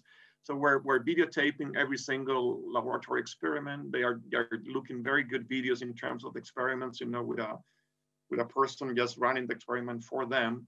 But using these kits at home, has been also pretty helpful for them to develop these skills. And I wanted to add to that, that's a great point, and to Rob's point, because we also discovered that there's a lot you can do if you start thinking design instead of how do I convert this content into online. And then you suddenly find, making things out of thermocol and something, right? How do you put your mind to it? How do you brainstorm? So my fellow panelists, I can't thank you enough. We are only 1 minute behind schedule. But thank you. This has been a fascinating discussion. I've taken some notes. We'll throw it open to the audience Q&A, and then I'll come back with a minute or two of one slide, and feel free to jump in whenever. So, Afika, back to you. Yeah, thank you very much, Dr. Mitra, and all the other panel, all the other speakers. אלון, האם אתם איתנו? Maybe you want to ask something? אלון, האם אתם שם באפקה שומעים אותנו ורוצים לשאול שאלה? כן. Yep, we are here, and there was one question that came up through the discussion. You all represent institutes who are leading in their territory, leading on a world-class basis, and you got there doing something special. Each one got there doing something different, special. But through the discussion, it seems that there is a lot of agreement between us all. Do you see the academic engineering education going to be one size, changing quickly, but one size fits all, or still geo-specific or institution-specific? Who would like to take a first crack at that question? Yeah, I would like to, because I don't believe for a minute that one size fits all. With nothing, not even my clothes. So I think we should absolutely be key on that regions are different, cultures are different, and cherish that rather than trying to copycat everyone. You know, Europe is not Asia, and it's not America, and that's great. Absolutely. Juan? Oh, Arnold, sorry. Yeah, I agree. You know, you must have flexibility and pluralism. And if we look at the Technion, even within the Technion, we don't believe that all the types of engineering education would be identical.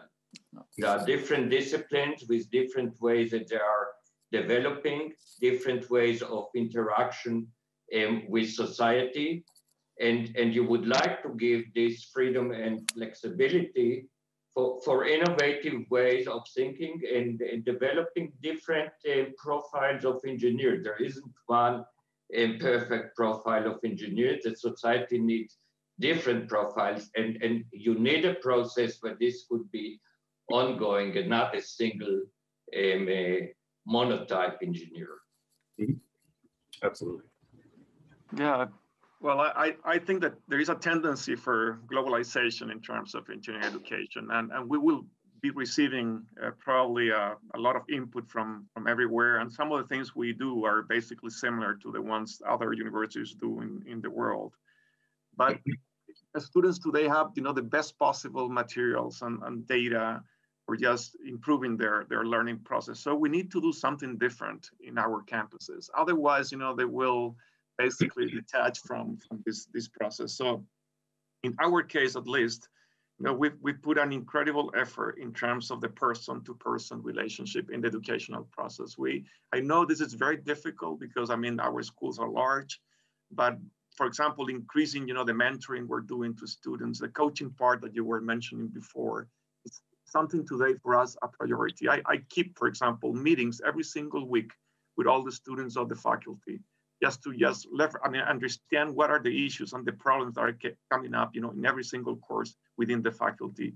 We took action on that. We tried to talk to the faculty, and we try to improve the system continuously. So we're putting a lot of effort in terms of the personal relationship with the students. I'll just respond to that with a counter question, which is, we all hear this, oh, that's great for your university, but it's different here, we can't do it here. And I've heard this directly, setting up a university in India, helping set up NEET at MIT. This will work there, will not work here. Right? It works only at MIT, it will not work here. So I think the very important thing we've learned is, innovations cannot be transplanted whole scale and should not be. But process can be. I think we're all saying process in a different way. Process is transferable.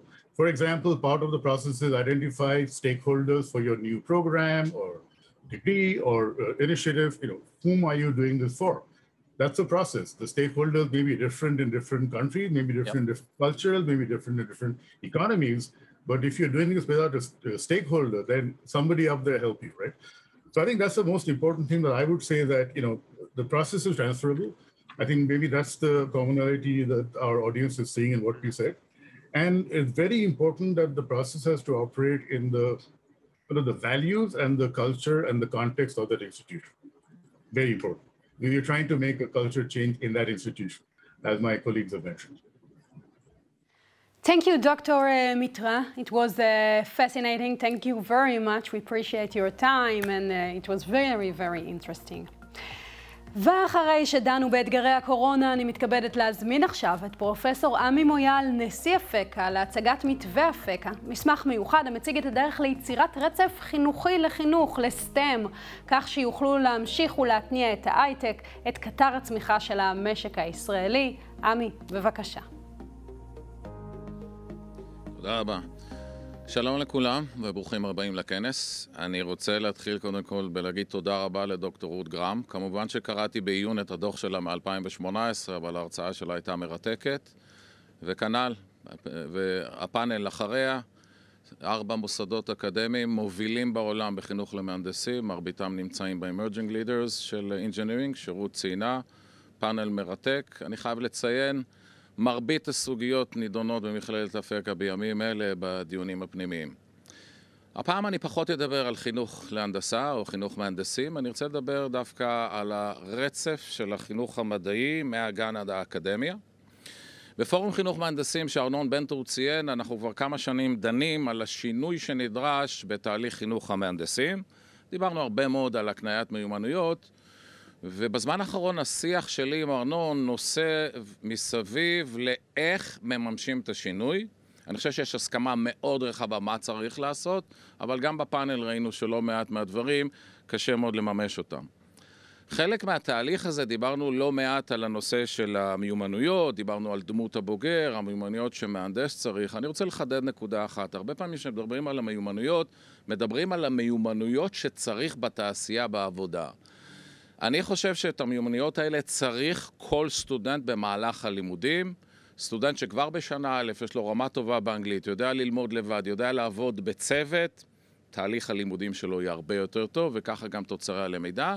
ואם יורשה לי במאמר מוסגר, את המיומנויות האלה צריך גם במערכת החינוך מהיסודי ועד התיכון, לא רק כתוצר, אלא כמשפר את התהליך. לכן לא התפלאנו, כל ההנהלה האקדמית של אפקה, כשביקרנו במכללת אולין, שהוזכרה פה כ-World Leader, לשמוע שמעבר לתנאי הקבלה שלהם שהם ציונים, הם מזמינים את כל הסטודנטים בשנה א' ל3 ימים סדנה שבה הם בוחנים מיומנויות. לתפיסת עולמי, כשבחינת המיומנויות, שהיא עדיין בתחילת דרכה, כשהתפתחו מנגנונים להערכת מיומנויות שאפשר לסמוך עליהם, הם גם יהוו קריטריון כניסה למוסדות האקדמיים, ואני יודע שיש לא מעט פיילוטים בעולם בין מוסדות אקדמיים לבתי ספר תיכון, שמנסים למדוד את המיומנויות ומנסים לראות איך מצרפים אותם כקריטריון קבלה, בנוסף להישגי הבגרות או פסיכומטרי או כל מדד אחר. מה שעשינו בחודשים האחרונים באפקה, ועל זה אני רוצה לדבר, זה למעשה ביצענו איזושהי הערכה של שינוי שהתחלנו כבר לפני 5 שנים. אנחנו כבר 5 שנים נמצאים בעיצומו של תהליך של שינוי בחינוך המהנדסים שלנו. זה תהליך רב שנתי, הוא ייקח עוד הרבה זמן. עשינו הערכה שאני רוצה להציג אותה בקצרה, אבל מה שנולד מזה, אי אפשר היה פשוט להתאפק, זה לתת את חוות דעתנו איך לוקחים את התהליך הזה ומתנתקים מהחינוך מהנדסים ומסתכלים מה צריך לקרות בחינוך לסטם מהגן, או אפילו מהגיל הרך, ועד האקדמיה. אני יודע שאנחנו כבר אחרי 2 דיונים, אז אני לא הרבה בפרטים, אני אתמקד במסרים המרכזיים. מה גם שאני הברידג' בין הפאנל המצוין שהיה ב-Engineering Education, לפאנל של ז'אן טוביל תכף על חינוך לסטם, שאני בטוח שהוא גם יהיה מצוין, אז אני אנסה לספק את הראייה מהגן ועד האקדמיה. שוב, נקודות מרכזיות. אז קודם כל, למה? למה החינוך לסטם כל כך חשוב? כלכלה הולכת וגוברת, היא תהיה יותר ויותר מוטת סטם. אנחנו בתחרות בינלאומית.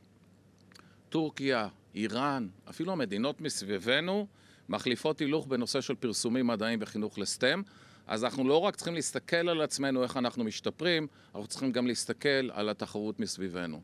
הקניית מיומנויות עולה בכל שיח, בכנס אתמול, שירה גרינברג, הכלכלנית הראשית של משרד האוצר, כל הזמן. הון אנושי לאומי, נכס אסטרטגי, אין לנו משאבים פיזיים, זה המשאב המרכזי שיש לנו. ובואו לא נשכח, אני חושב שהתפקיד העיקרי של הדור הבא שאנחנו מחנכים כרגע זה לפתור בעיות. פותרים בעיות עם ידע, אבל צריך הרבה מאוד מיומנויות.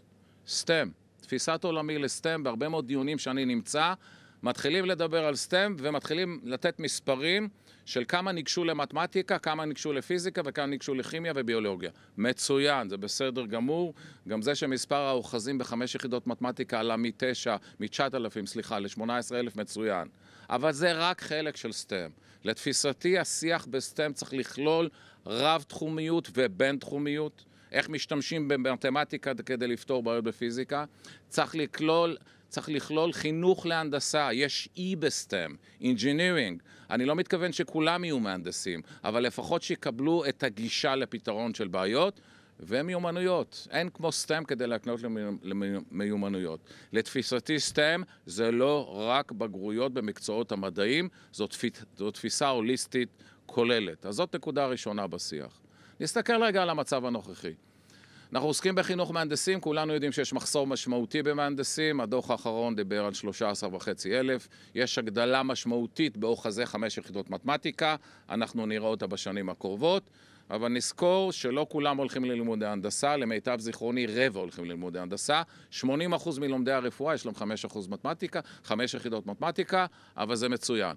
הצורך במיומנויות בשוק התעסוקה הולך ועולה, בטח משבר הקורונה, שמענו אתמול הרצאות מצוינות על נושא הכישורים בשוק התעסוקה ובכלכלה. תוצאות במבחני פיזק ופיאק בשורה אחת, יש לנו בעיה בהקניית מיומנויות, הן בגיל התלמידים במערכת החינוך, אבל בכלל גם בין 18 ל-65, ופריון במשק.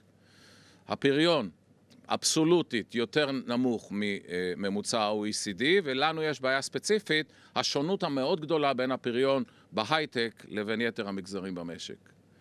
מה שאנחנו עשינו באפקה, ואני מציע לאמץ כגישה, ואני פתוח לדיון, אנחנו מהנדסים ומנהלים, לקחנו את העקרונות של תכנון הנדסי, כמו שמפתחים מוצר או תוכנה, שמצוינים בשקף הזה, אני לא אעבור אליהם, לקחנו אותם כדי לעשות שינוי בתהליך חינוכי באפקה.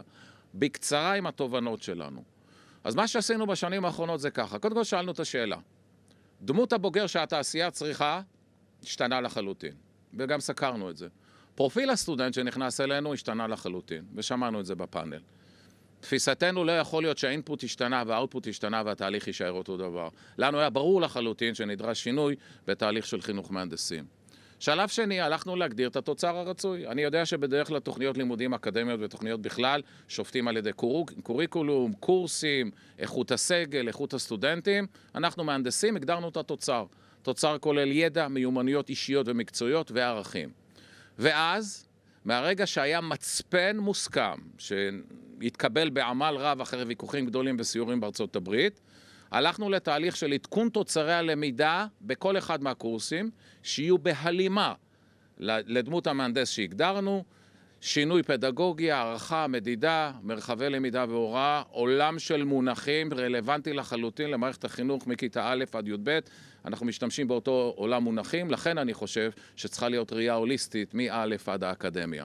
ואז אני לא אפרט, פתחנו בפעולה בצירי פעילות מגוונים, אבל הכל על מנת לממש ולהגיע לאותו דמות הבוגר. ואנחנו בתהליך של התנסות ושיפור מתמיד, אנחנו מבינים שזה תהליך רב שנתי ונדרשת בקרה, ומה שעשינו עכשיו זה איזשהו תהליך של בקרה.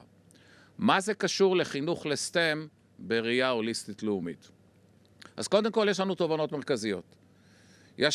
עשינו המון שגיאות, תיקונים, הפקת לקחים, זה תהליך מתגלגל, לאף אחד אין פתרון, ושמענו את זה גם בפאנל לפני כן, זה שונה גיאוגרפית, זה שונה מבחינת מדינות שונות, תרבויות אחרות, לנו יש את התפיסת עולם שלנו. הגדרת דמות הבוגר כתוצר למערכת, הערכנו שצריך לעשות את זה, אבל מהרגע שהגענו לזה, זה עשה רלקסציה מוחלטת במערכת, מאחר ויש יעד שכולם מתכוונים אליו. חייבים לעבוד בשיתוף פעולה בתוך הארגון ומחוץ לארגון, וליצור שותפות אמיתית, לא רק שיתוף פעולה. ומה שהסתבר לנו שעבודה בקהילות עוזרת מאוד. קהילות של סטודנטים, קהילות של סגל, וגם בנינו אקוסיסטם מסביבנו. כשאתה רוצה לעשות שינוי עמוק ואתה לא מתקשר אותו, או אתה לא מאפשר לכוחות פנימיים בארגון או באקוסיסטם ליצור, בעיה. גילינו שגם תקשורת פנים וגם יזמות פנים ארגונית ממש מנפו לנו את השינוי, וצריך להבין. למרות שאני רוצה הכל מחר בבוקר, אני מודה, אני כזה, זה תהליך רב שנתי, צריך ללמוד כולם ביחד עם גורמים מבחוץ וגורמים מבפנים. ואת זה אנחנו מטילים החוצה. פשוט לא יכולנו להתאפק, כתבנו נייר, הוא בין 10 עמודים, הסתיים, עוצב, אני מניח שבימים הקרובים נוכל להפיץ אותו לכל מי שרוצה. חשנו חובה להביע את דעתנו, מאחר ואנחנו מחנכים מהנדסים, על מה צריך להיות בדרגות לפנינו, ואנחנו יותר מנשמח משיח עם כל גורם שמעורב. אנחנו זיהינו ואנחנו ממליצים לנקוט ב4 מסלולים מקבילים. 1, ליצור פלטפורמות מחוללות שינוי. 2, להקים מועצת סטם לאומית כגוף מקצועי מלווה בונה תוכנית אסטרטגית רב שנתית.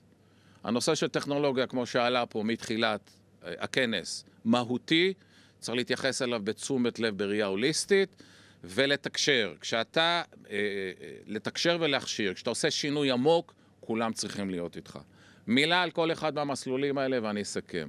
פלטפורמות מחוללות שינוי, רק לסער את הראש. שיתופי פעולה בינלאומיים. מועצה לאומית לסטם. להקים אקוסיסטם לאומי, כולם ביחד.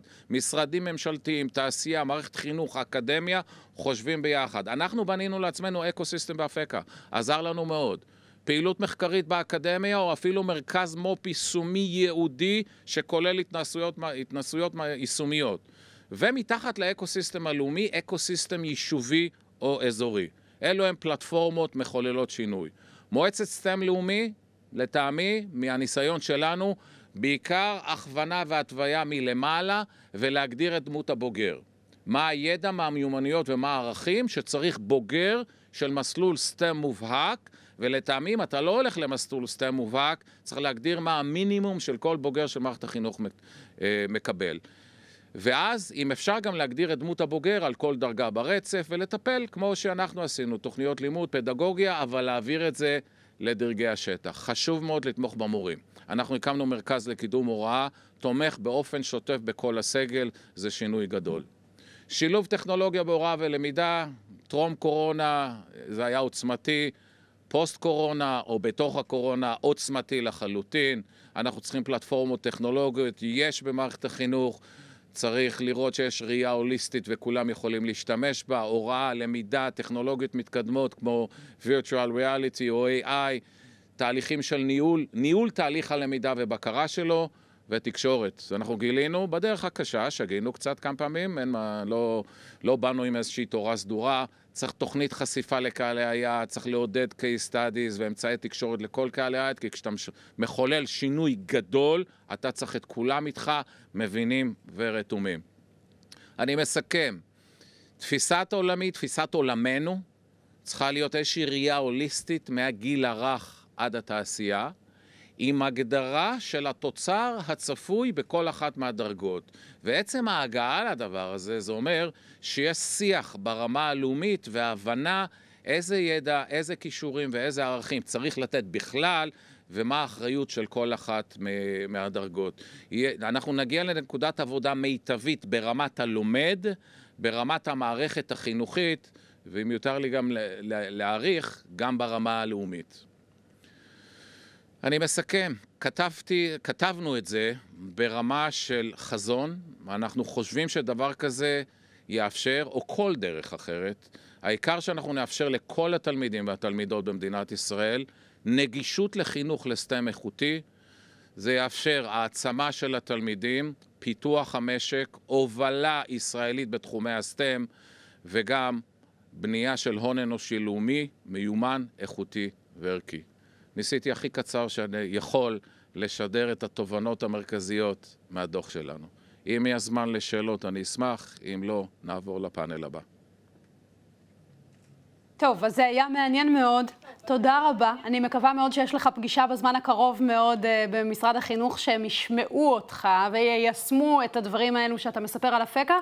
ואולי גם כדאי לעשות איזה שיתוף פעולה בין המכללה לבין בית ספר, ולהראות איך כל החזון הזה מתגשם עם תלמידים צעירים, כי זה באמת נשמע פנטסטי, מעורר השראה. תודה רבה לך, פרופסור מויאל.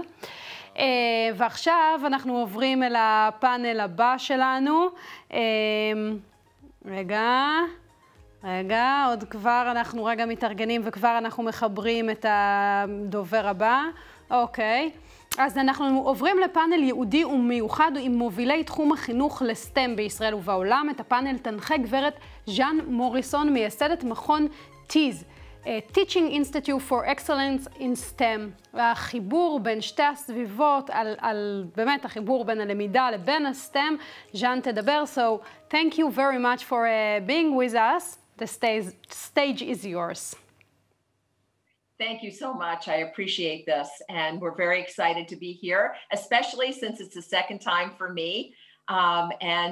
When Professor Moyal asked me to put together a group of people to speak to at this conference, but to speak to the importance of STEM education in Israel, based on our experience, I did exactly that. I put together the kind of panel that I know would bring important information, but also would bring the opportunity to ask questions to Israel with a kind of expertise that might not have had in past. So today's panel, we're really going to be taking on full focus. How do we design and implement a nationwide change in STEM education for Israel?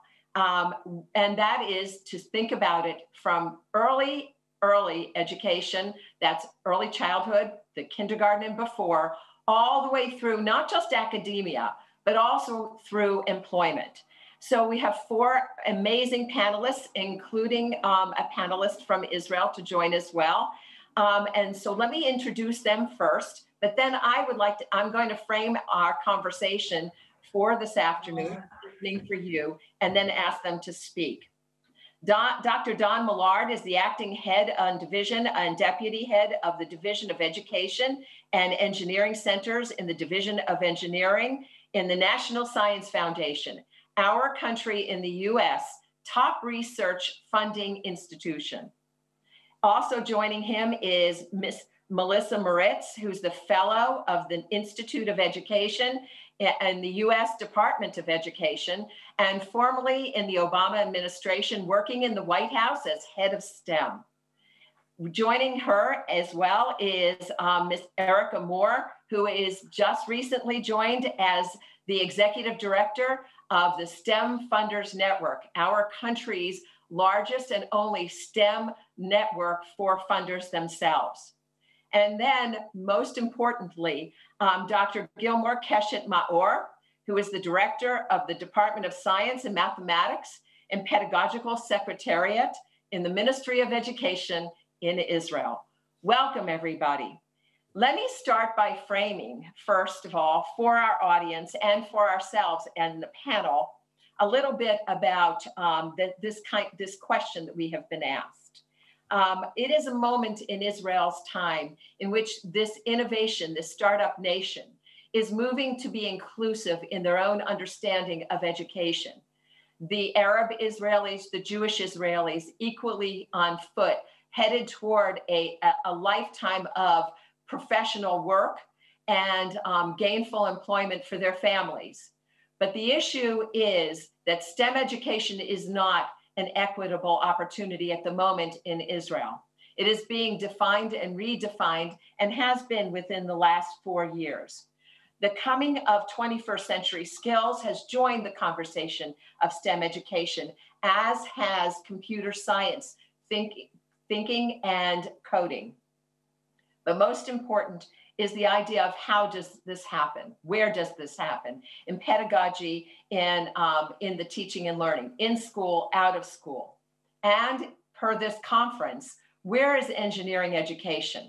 That T and the E in STEM. Israel does the T in STEM magnificently and much more democratized.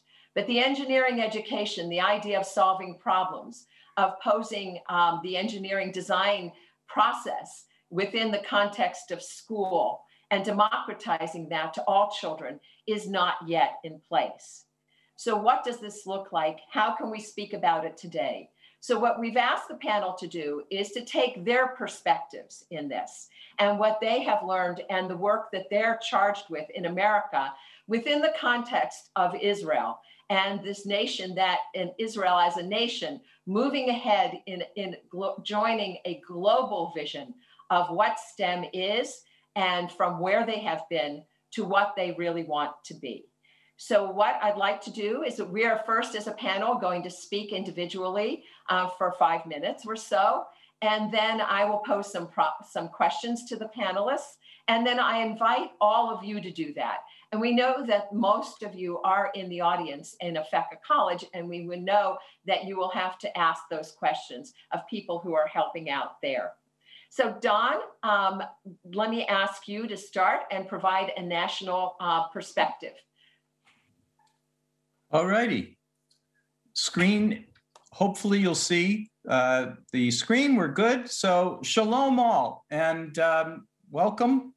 I'll try and keep my words short. My message that I'd like to be able to deliver is that twofold. We want to seize the opportunity and we want to change the world. So with that, let me just start by offering the opportunity. So the challenge we face as a world today is something where you look at what the pandemic has wreaked upon us.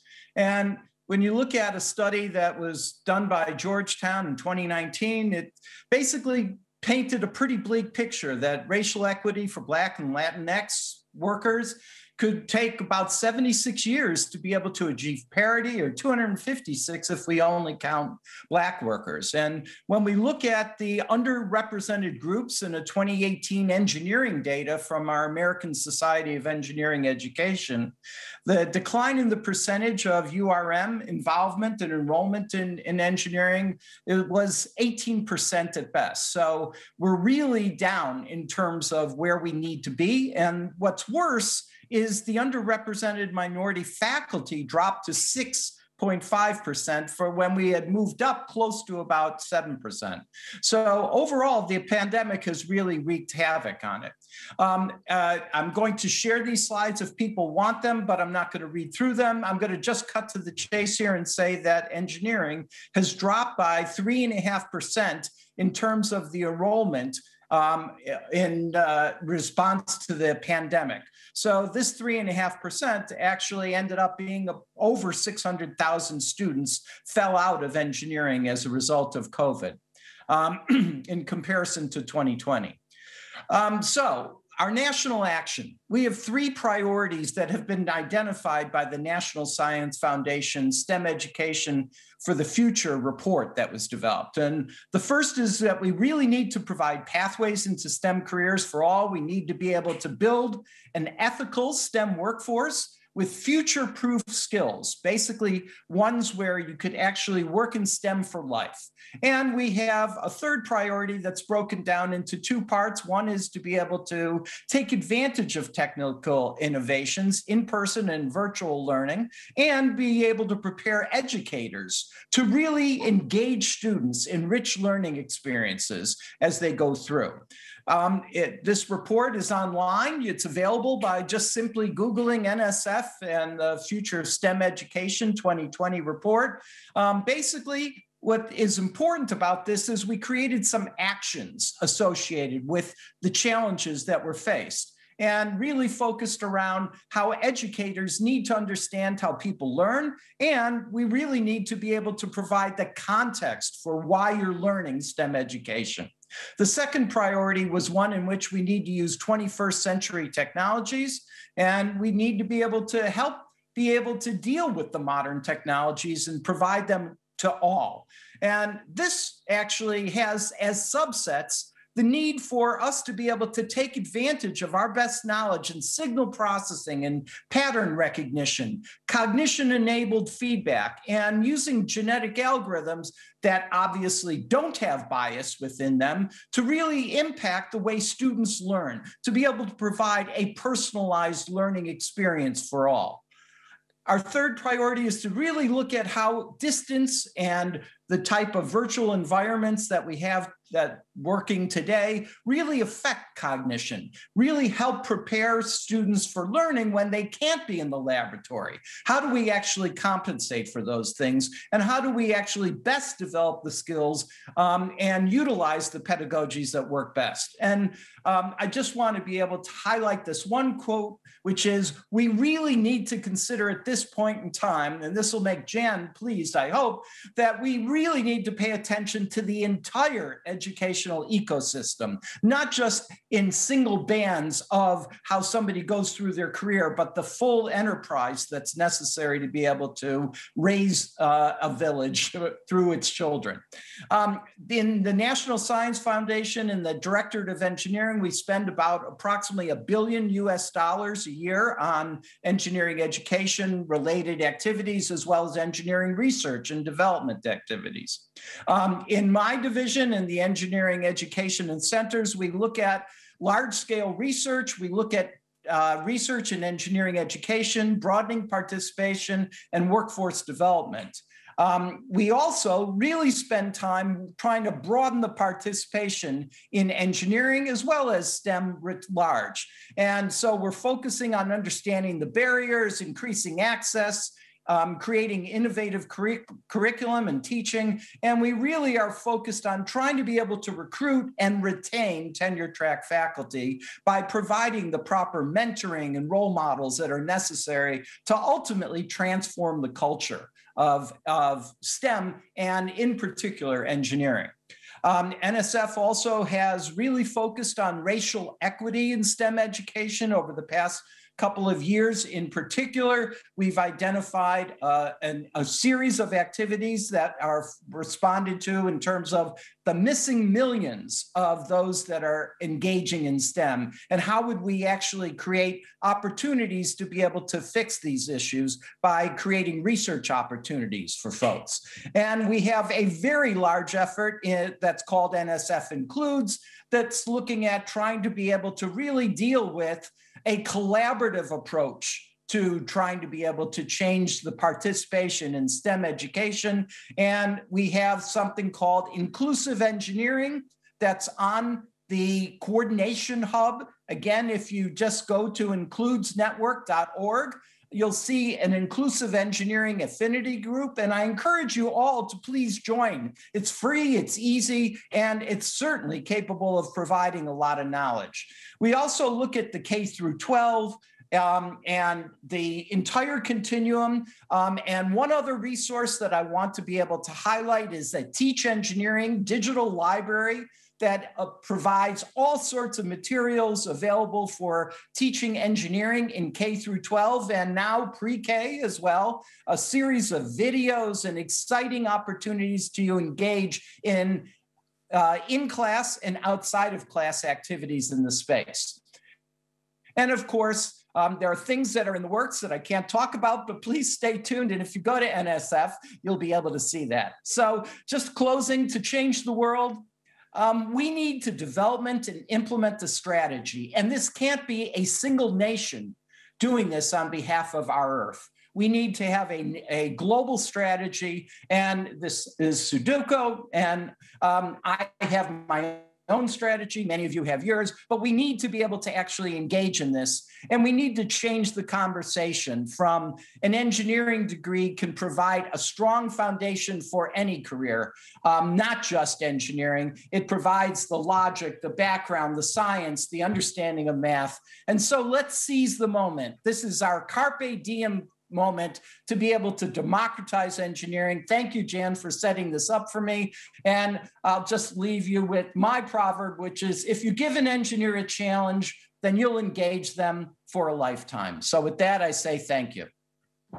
Thanks, Don. That's it's brilliant. And I think your message to all and from the NSF, but also from you and everybody to understand that Dr. Millard has spent a lifetime educating in higher education, but is also driven to understanding how children learn in the space of engineering so that it becomes part of what is a great education within the context of school, not only layered in other spaces. But on the other side, in America, we have the incredible gift of having a very, very strong informal education system in STEM. It is our funders 20 years ago figured that in our world, in America, given the diversity and given the geographic spread that we have in such a large nation, that after school was easily as important as it was in school for STEM. And that has proven true. And Melissa Moritz has joined us. She works, as I mentioned, in the Department of Education, but she has a unique focus in this space. She also has worked on the continuum of STEM in education, PK20, and brings to us a conversation that I think is really important for all Israelis to think about and then to envision what a design would look like on the informal side of STEM. Melissa? Hi, everybody. Thank you so much for having me this evening. Really appreciate the opportunity to be here. And building on what Don shared, I absolutely believe that STEM education represents opportunity now. STEM provides access to high-wage employment opportunities, along with the critical thinking skills and problem-solving skills that are highly sought after in all disciplines, whether you're pursuing a STEM career or not. And when STEM is done well, as I'm sure you all know and have experienced, it affirms for students that their identities, experiences, and perspectives matter and enable them to uniquely contribute to addressing community, local, national, or global challenges. I started my career as a middle school science teacher and also taught out of school in informal STEM education, and have seen firsthand that when students are provided with the opportunities and resources that they need, any student can be successful in STEM and engineering education. One of the things I would love to talk about with you all today is that we have a real opportunity in responding to the global pandemic of COVID-19. In the US, one of the things we want to make sure that we do is that we rebuild and reimagine our entire education ecosystem, which, as Jan mentioned, is inclusive of the in-school time, all of the formal classes that students are taking, as well as the out-of-school time. And we must do that to better address the needs of all learners across the nation and across the globe. Our education systems in the US are receiving historic infusions of resources due to the COVID relief funds, including the most recent American Rescue Plan. And it's really critical that we use these funds to rebuild and reimagine so that we don't end up going back to a system that didn't work for most students. In the US, the pandemic really exacerbated existing inequities. And so we must take this opportunity to look at why those inequities happened in the first place and make sure that we are building a system that prevents these inequities from getting worse and in fact does away with them over time. So some considerations to think about how we do this within the US and some resources that we've been providing to states and districts in the US as they're thinking about this is that first and foremost, rebuilding and reimagining education has to be done in a youth and user-centered way. We must engage families, educators, and all education stakeholders to ensure that we're building relevant systems, content, experiences. We also need to rebuild with equity as a design principle as opposed to an afterthought. So we must make sure we're addressing the full range of student needs in every educational experience that we're providing. We need to break down real and perceived barriers between where and when and how students are learning. In the US, there's still very much a divide between in-school and out-of-school time that in some states they've really worked to address by building up the infrastructure within the states and in districts and in local communities to make sure that there are meaningful partnerships so that students can successfully navigate all of their learning experiences, and we aren't leaving that burden to students or families to figure out, okay, if I'm interested in engineering, where do I go? That can be a really big challenge. And so it's important to have that infrastructure set up so the next step is really set up for students and their families. And lastly, one of the reasons I love working in the informal and out of school time space is we have to ensure that learning experiences for students, particularly in STEM and in engineering, are relevant, current, and connected to students' interests and goals. We need to make sure that we're explicit in how sitting in a calculus class is really pertinent for them and why it connects to their overall goals to become an engineer. Or when they're young and we see them experimenting with things naturally, sticking their hands and building stuff, we need to connect that to a potential career in engineering and pave out those steps along the way. So a few considerations for where we can start. Intentional community engagement is the cornerstone here. We really have to talk to our students, to educators, to their families, and learn what their interests and passions are so that we can connect our supports there.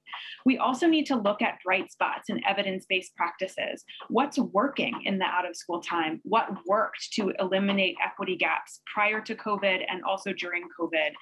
We have a whole bunch of evidence-based practices that we can utilize as we work to rebuild our education systems.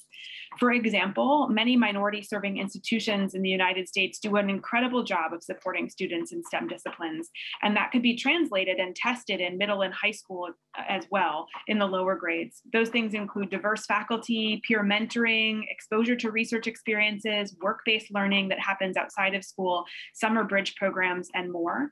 We also learned a lot during COVID. Some things actually really worked. There were really interesting community learning hubs during the pandemic, and we shouldn't throw away everything that we learned during COVID. We should take and build on those.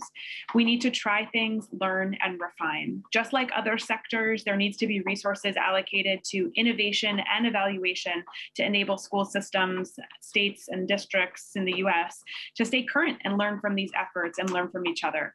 This will take us all to build a robust ecosystem so that we can try these new things, learn, evaluate, and refine over time to make sure that we're ultimately getting towards the vision that I think we all share of STEM for every child, and especially engineering. So Jan, back to you. Thanks, Melissa. I think that your message is so important on a number of levels. And the invitation also for those who are listening to understand the nature of what STEM is for the future. So that the line in the sand that COVID provided actually provided some strength in skills. It wasn't just a loss, as some people are speaking about, but it's an opportunity for a different kind and for a different environment as the after school, as you've mentioned. Thank you so much for that. So let's move to also from the government perspective and a top-down perspective to what's happening in America. And when you speak about equity and the response to STEM by the philanthropic community, America has very, very strong family foundations, corporate foundations, many of whom have for very many years been very worried and actively investing in the future because of the nature of the workforce that is there and isn't there. So let me invite wonderfully Erica Moore to join us. She is the executive director, as I mentioned, of the STEM Funders Network, which is a unique organization in America, and also to invite Erica to lean a little bit on your background. You are an engineer. What that's been like and your perspective about the problems that we face in the unique space that you are now and have been. Thanks, Erica. No, thank you, Jan. I really appreciate it. And you're right. I feel like that I do have a unique perspective to share. And the great thing about coming behind Don and Melissa, right? Don is giving you the facts and the data and the research and just all that goes into making the very strategic decisions that we're trying to make, right, as a country. And Melissa has given you such great perspective around how that data and how that research and how that intel has been leveraged throughout the ecosystems that exist in our footprint. But what I also hope to share is an appeal it may seem odd for someone that's representing funders to position myself in an appeal status with you, but one, an appeal particularly to any funders that may be participating in this conversation, but the appeal also from a perspective of a lived experience, to kind of reflect upon, quite honestly, Don's last kind of closing statement, right? And the impact and the opportunity that exists when someone has an engineering discipline.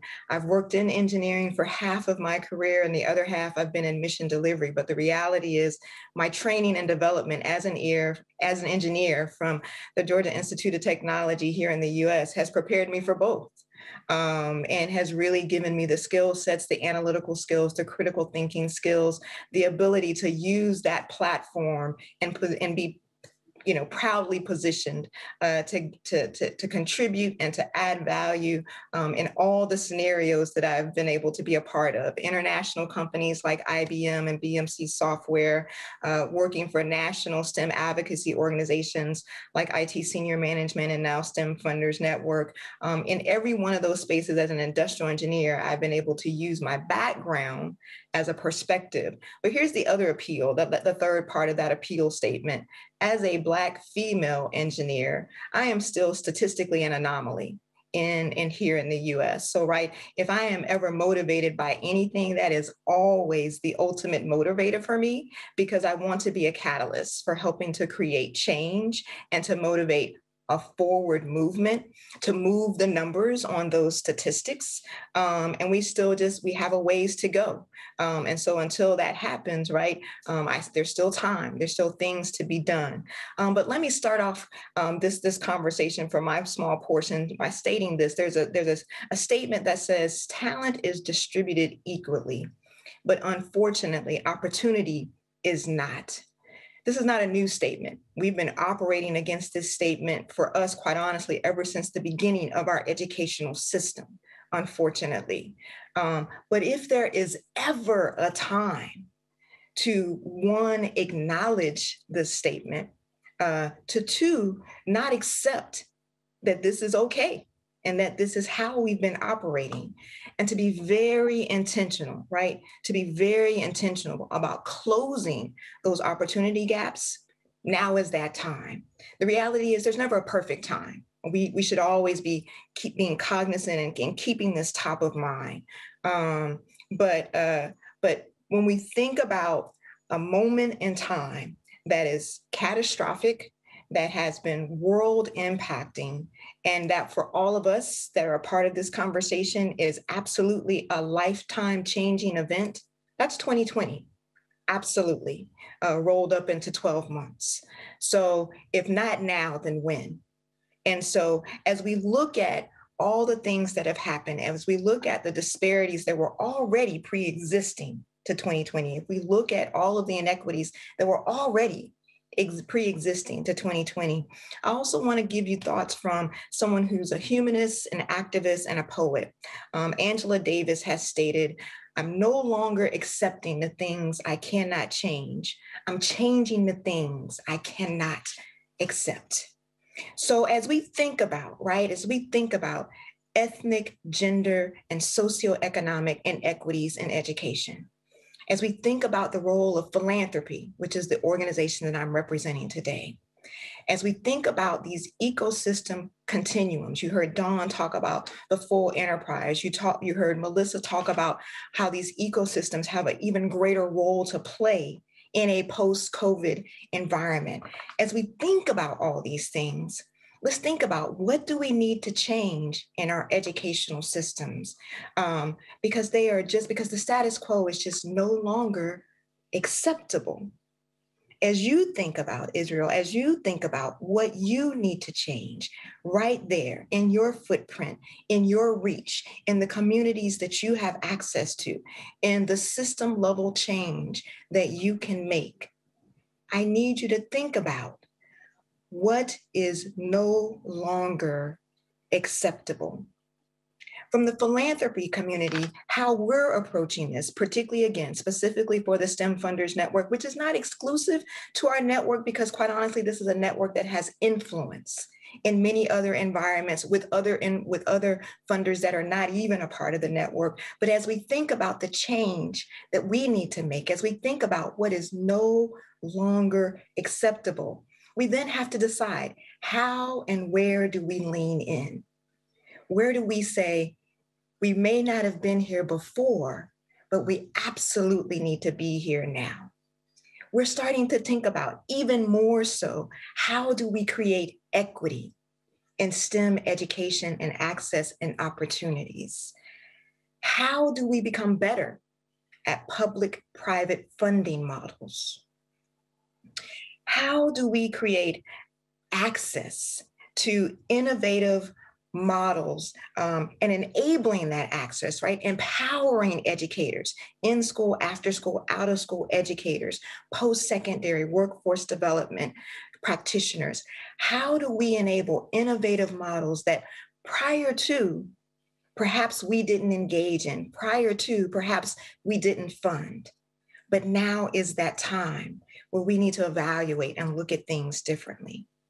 And most importantly, how do we leverage our voice, the power of our voice as a network of philanthropic leaders, whether it be on from a federal sense and engaging in policy and advocacy, whether it be looking at the educational curriculum, whether it be, again, empowering, not dictating to, not telling educators what we believe they need to do, but giving them the funding and the support to do what they already know that they need to do.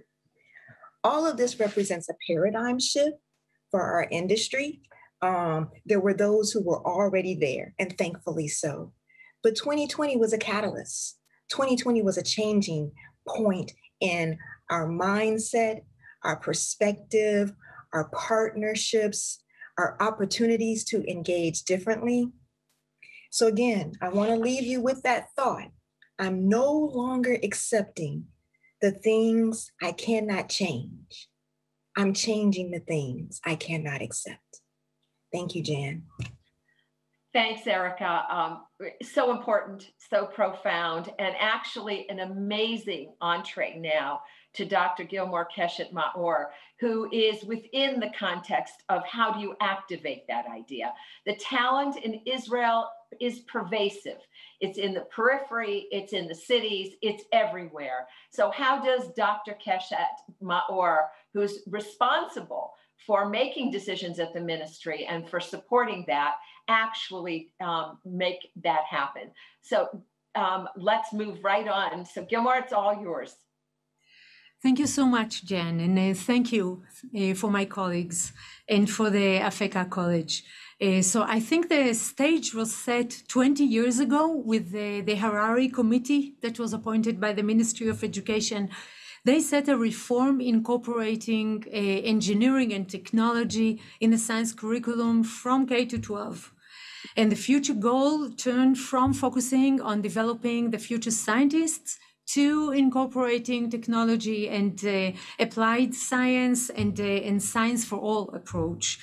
And this was implemented, but we still have yet, we're not there yet. But it was implemented in the past, definitely several years.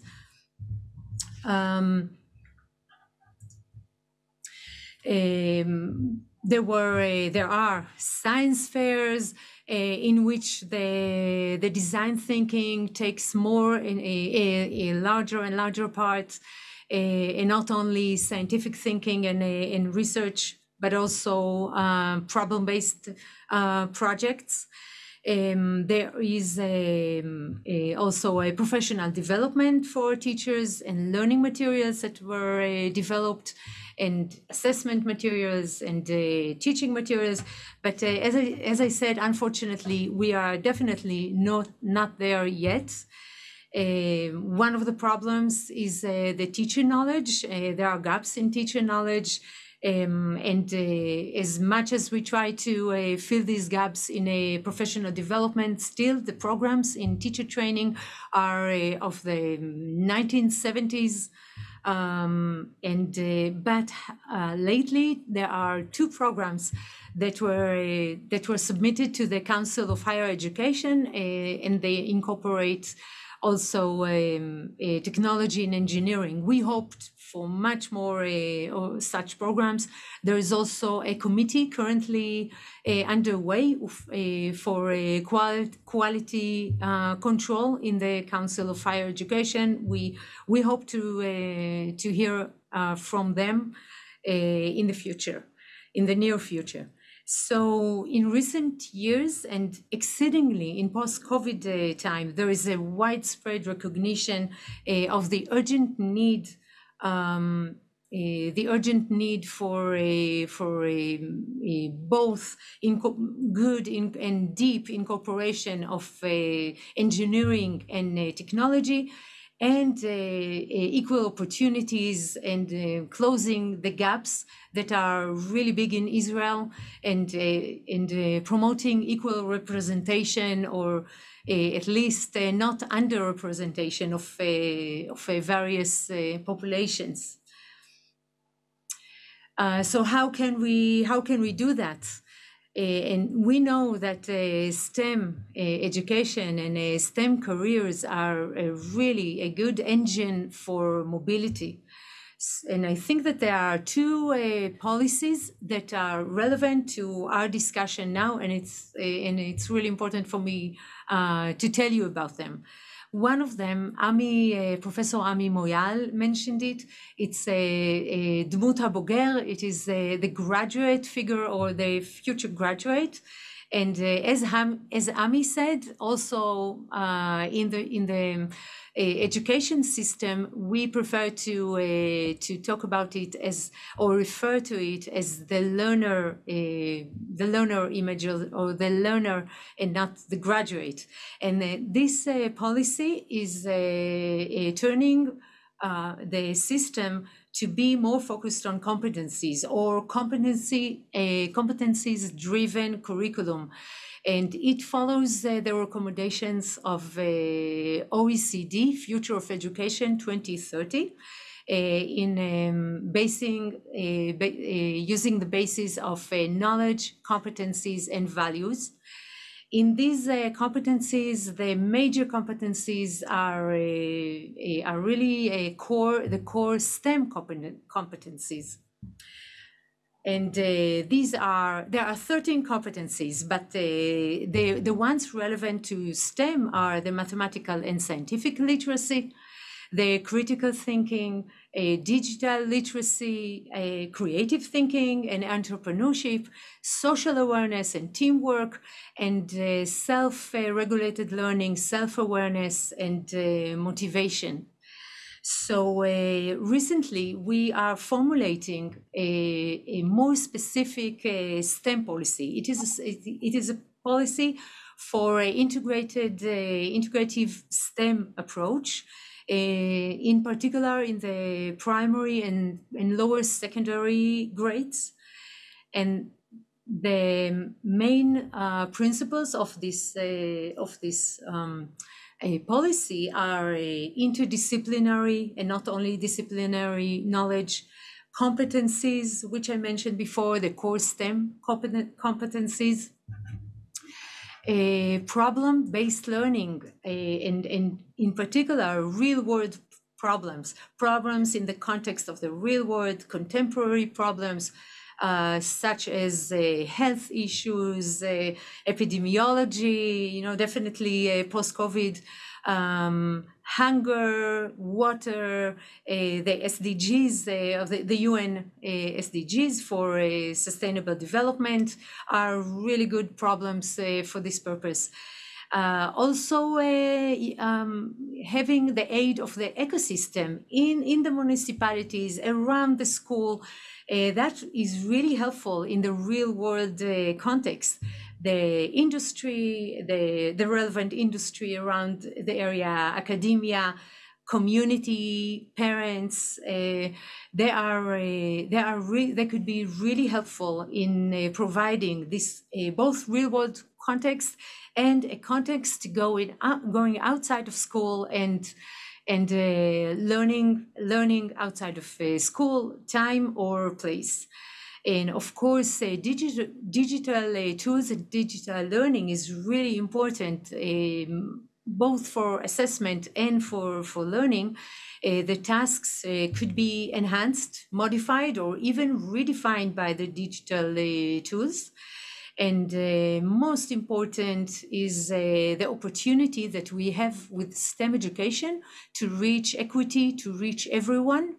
And it's all that Erica mentioned. It's both talents that are equally distributed and opportunities that we need to give to provide, but also women, the identity. We need the predisposition and the beliefs of the students we need their identity to be with science and technology and engineering. We need them to believe that they can, and that science and engineering is a part of their possible future.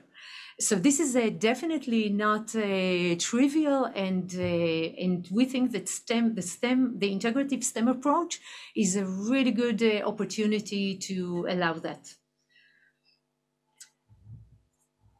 Thank you, Gilmore. Brilliant. And it's wonderful to know and to see not only the recent developments, but the movement from 4 or 5 years ago to the current. And it appears that even with COVID and all that Israel suffered, although Israel did an amazing job of dealing with the pandemic at hand and making that difference, it seems as if there still has been really amazing growth. So let me speak to all the panelists, and let me pose a couple of questions to you all. From the US, our panelists, what stories would you relate to Israel that would help them to know and to understand and give them examples as Israel grows and scales STEM? Ecosystems exist in Israel. There are more than 10 STEM learning ecosystems that over the last 5 years, learning from America, learning from Canada, from Mexico, and from Kenya, what the value proposition is. So, and now in America, we have 94, but Israel's still on the cusp, as you've heard. So what stories might you tell and relate to everybody? Don, why don't you start? Sure. So I think one of the stories that I love is getting involved in STEM early and often. And what I mean by that is the importance of stimulating, not just within the academic environments that students have, whether they be formal or even the informal opportunities, but at home, we need to be able to foster tinkering, meaning allow for playing, be able to provide opportunities to really be able to be creative and come up with challenges for everyday problems, whether you're cooking or cleaning or what have you. How might you be able to do that differently? And just to tell a quick story, Jen, I mean, this is where about 20 years ago now, it's hard to believe, I had an idea for being able to develop a hardware product that would allow students to be able to carry in their backpack oscilloscopes, digital equipment, power supplies, so that they would be able to go to the neighborhood coffee shop, Starbucks, Dunkin' Donuts, and be able to take that little unit out of their backpack and be able to play, to be able to experiment, to be able to actually learn about issues. And I think we need to invert the education system from here's the theory and just trust me on the theory, I'll get to the application, to a model where do the experiment and uncover the theory. It's a mystery and be able to solve the mystery. So I'll stop there. That's great. Then that's applying your engineering eye to it, but with the idea that it's democratizing the opportunity. Melissa, do you have anything that you'd like to actually relate? I think the only thing I would just build on that, I think the learner-centered approach is really critical, and it changes the role of teachers. Again, one of the reasons I think the informal education sector is so critical in the US is because we need teachers to be more of coaches and encouragers and drawing connections, but less of the like, here's all the information, let me give it to you. And we see in particular that works for young women when you move some of the application and problem-based work up front and really allow for that open-ended creativity. So I think that's really critical. And, I would just say, like, the freedom to have lots of different choices is really important too. So thinking about, young students, there was just an event a few weeks ago. This summer has been a really important time in the US to support with rebuilding connections to school and peers and adults in the community, and hearing from them about what they wanted to do this summer. I mean, it spanned the full gamut from I want to do a lot of robotics to I want to be outside playing sports with my friends. We need to find ways to make sure all of those opportunities are available to students, and the choices that they make don't prevent them from accessing some of the STEM careers and opportunities and the coursework and content as well. So that's all I would add. That's great. Thank you, Melissa. So Erica, I'm going to ask you a different question. There's somebody who once said, never waste a good crisis. And certainly we have had and continue to have a good crisis. Not that we haven't had many in past, but given the COVID and the pandemic, can you point to something specific or a story, something you can relate that you think should come forward, that this shouldn't get lost as a result and will make the change and actually makes us better? And we might not have had that had we not had the crisis. Sure. And Jan, I'm actually going to tie it back to your previous question, because I think it goes back to the point of if we're looking at a fully functional ecosystem, it's one where partnership throughout the continuum of that ecosystem is at play. And I say that because some of the proof points of our most impactful and effective ecosystems are the one where there is a recognition that all the segments within that ecosystem have a role to play. There's no focus or energy on one segment or on one portion, because the reality is there's no one portion that can address the chasms that exist in our educational systems right now. So as it relates to the question you posed to me directly, where we saw challenges were absolutely in the space of STEM content and curriculum, right? And again, they go back to where there were pre-existing challenges. Here's a very specific example, my own alma mater I'm going to use in this example. For Georgia Tech, to be an eligible candidate as a student for Georgia Tech, you need to have taken calculus. Now, the problem with that is there are whole school districts, very specific schools within school districts, so zip codes, right, that they don't even offer calculus in that high school. So now a student is penalized not by their talent, not by their ability, but they're penalized simply because of their zip code. Here is where an ecosystem steps in, fills the gap, and ensures that those type of chasms, to your question, do not come forward. Yes, we have had challenges. Yes, there have been opportunities, but the reality also is, yes, we are operating from a regression model for some of these students who were already in under-resourced communities. So as we look at how do we lean in as philanthropists, those are some of the places where we start. We identify where were there already extremely large gaps in communities and in districts, and how do we ensure that we don't continue to dismiss them, ignore them, and ensure that we're closing those gaps such that the problems that existed beforehand, i.e. calculus not even being available in very specific schools and or whole districts, do not then what's the word I'm looking for? Inhibit, I'm so sorry, that they don't inhibit a student's future and their forward trajectory. We would be remiss not to pay attention to the things we weren't paying attention to before, and those are the things we have to pay attention to now. Thank you. That's absolutely spot on. It's a beautiful way stated. Gilmore, let me ask you a question. It was just a beautiful thing for me to see laid out the theory of action and for the ministry and your role in it, and so important.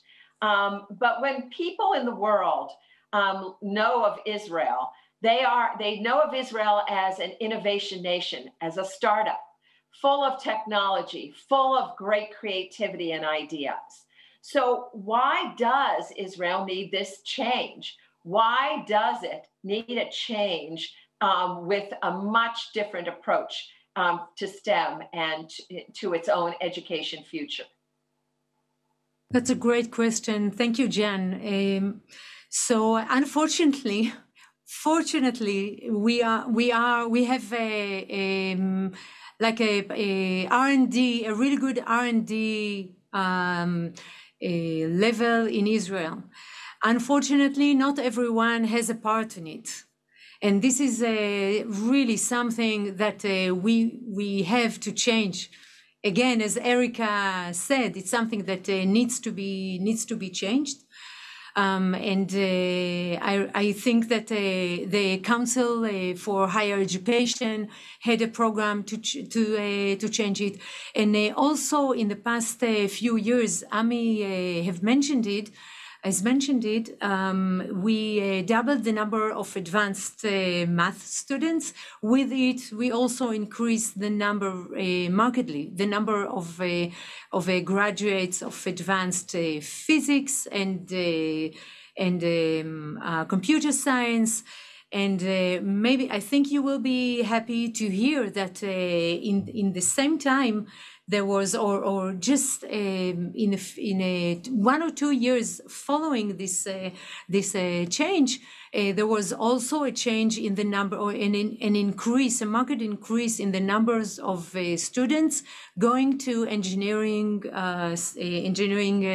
degrees.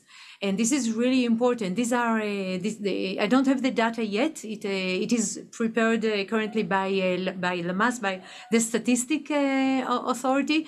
But I think it's really important to know it and acknowledge. So there is, I think there is a really big change in the perspective of people, of young people in Israel. First, it is no longer geek to be smart, and finally, it's cool to be math smart, and this is a really big change. And also the first students in engineering degrees are already learning. It's really, there was a market increase. The program started in 2013 to 2015, and there's already a market increase that is seen in 2017. So these are both people who go to study before mandatory military service, and Arabs that most of them do not do this military service, but they go to, and there is really an increased number of students that finish their first degree before their military service, really by hundreds. In Israel, it's a lot. Yeah, no, that's wonderful. That's all immensely important, and the fact that it's happening at the rate it's happening, that it's not a little bit at a time, that it's within the time frame that's going to make a difference in the Israeli society completely from the periphery as well, because it has that momentum. Right. If I may add one more thing, you yourself are a major part of a national program that is focused in municipalities and especially in the more periphery, the municipalities in the periphery. And I think this is really key to work in the context of the municipality to create an ecosystem there. And it is already on the way to success. It's a new policy, so I think we have yet to see the effect, but it is really promising.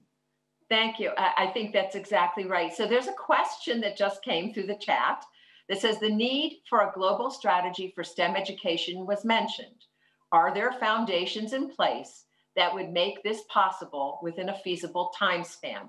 So I think I'm going to take a shot at this one because I spend a lot of time not in my home, but outside my home even before COVID.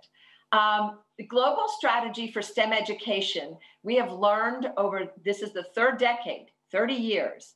We have learned that anything that comes in a global strategy or a national strategy must come from demand from the grassroots up. It must come from municipalities. It must come from the students and from the families. It has to come from a knowledge of the importance of STEM and from those business and industries that will not survive well if they don't have the kind of workforce that we're speaking about. When the birth rates in globally are so shifted, and they are, so that the top 1% of students who come socioeconomically very high are not enough to fill the jobs. It is now the demand that the globe has to respond, or we won't have that workforce. And that demand is what's causing the actual attention globally to a strategy in STEM education. When we have foundations in Africa, multiple foundations in Africa that are responding, their corporate foundations, responding to their corporations, that is demanding that sub-Saharan Africa now, each of the countries and as a group, have a strategy, STEM strategy. The EU now has a STEM strategy. America has had every 5 years, it changes. Melissa has been part of that. Very importantly over the years, that is going to continue. Australia, New Zealand, and so on. It's not just the English speaking, it's all of them. The question is, does that strategy, a single strategy? It is a strategy that speaks to community, it speaks to families, it speaks to children becoming young adults from everybody's space. So STEM is for all. And that is what the pressure is, actually that workforce pressure. So Melissa, I'm going to ask you, Don, you wanted to comment on that as well? Please do. If I could quickly, so I really resonate with what you just offered. And let me just make a play again to say, writ large, STEM is something that will provide people with an opportunity to be able to have a lifetime career, regardless of what choice you go to, whether you go into finance, whether you go into politics, whether you go into, it provides you with it. And I think the strategy we need to employ, lest I say again, as an engineer, I apologize or not, but I am a geek. But I think it's wonderful to be able to look at how do we use the engineering design principles to be able to actually change education. And engineering design doesn't get it right the first time. In fact, we celebrate the opportunity to be able to iterate, to be able to change the design. And if I may further say, I was lucky enough to go to Israel a number of times in the past and drive across the country in less than a day. It's a living laboratory. It's a great opportunity to be able to actually test theories and be able to explore strategies in ways that, for example, in the US, we're not going to be able to do because of the geographic disparity and the large scale activity that we need to be able to do. So I really hope that Israel looks at what folks in other places and science foundations actually have funded and steal liberally, take the ideas and don't rebuild what has already been done, but augment, and that's way the whole world will be able to learn from that living laboratory that exists within the country. Thanks. Thanks, Don. So I'm going to ask our panelists to have one sentence, one thought to relate to the audience as we close up here. Erica? Okay, so first up, my one thought is just the pursuit of synergy. As you continue to evolve and enhance and bring intentionality to your ecosystem, synergy, right? That continuum. Have focus on that, make that a top priority from a student-centered perspective, as Melissa shared, but creating synergy around that student-centered perspective so that it's truly STEM for all. My encouragement to you is absolutely your intentionality and your focus on synergy and building, enhancing, and evolving your ecosystem. Thank you. Melissa? Erica, I was going to say STEM for all, and I was also going to say each of us has a role to play. So don't be afraid to try things, learn, test, refine over time. Just make sure that you are learning and sharing and refining over time. So, Don, do you have another comment to make? Context is key. Provide the context for being able to understand why STEM is not just science and math, but it's passion. And it allows us to be able to have the type of future we want to have. Thank you. Gilmore. I think that STEM education is a human right. And it should be really offered to all, especially in the post-COVID time. A word that is VUCA, volatile, uncertain, complex, and full of ambiguities. And the STEM approach with a problem-based learning will help the students that will acquire it a means to deal with the challenges. So I think it's a human right, and it should be really provided for all. And I hope that next time all of you come to visit, we have much more representation in STEM. That's a promise. That's absolutely a promise, Gilmore. So let me take a moment to thank President Ami Moayel for his partnership, for his vision, his brilliance, and for Afeka College, who has consistently over the past few years been supportive of STEM coming to Israel in a way that has not been its formal way, and for the kind of partnership with the ministry as well. The Ministry of Education, Gilmore and your colleagues, and Mohana Faris and the whole group, none of this would have been possible. Even this conference, I think, would be as important as it is without that kind of leadership. I do want to offer to everybody in Israel, in the audience, that this panel is an important panel, that their depth of understanding of problems, their ability to address them, but their also ability to help people who don't understand come to a point of understanding is brilliant. And we would love to all be part of whatever work you have. And I want to offer up our expertise and our time whenever is possible. So thank you. I don't know if there's any question from the audience. We haven't seen that come through the chat box, but I think our time is probably up. Yes. Thank you all. Thank you, Jen. We just want you to wait some more minutes because we do have some questions from the audience. אלון, האם אתה איתנו שם? Yep, I'm here. We do have a question here from the audience, this time not by me. I just will use the few seconds until my colleague comes over the stage to thank you for a great panel. It's over PM here, and we feel privileged that we had really the opportunity to listen to you. So thank you, and I hand over to my colleague here. Hi, everyone. My name is Yossi Luzon, and I'm staff here in the Afeka College in the School of Industrial Engineering and Management. First, I want to say thank you to everyone for a great talk, great panel, and thank you especially to Erica. I think your words are very inspirational. I have one simple question. Erica, I relate very much to what Erica said, and she spoke about how your zip code might bound you in some way. And my question is, when we go through school, the school chain, and we get diplomas, these diplomas are filled with grades. We get these grades through exams. And exams have time limitations. We do exams for 3 hours. And I think that the difference between exams and zip codes is that we all share time wherever we are.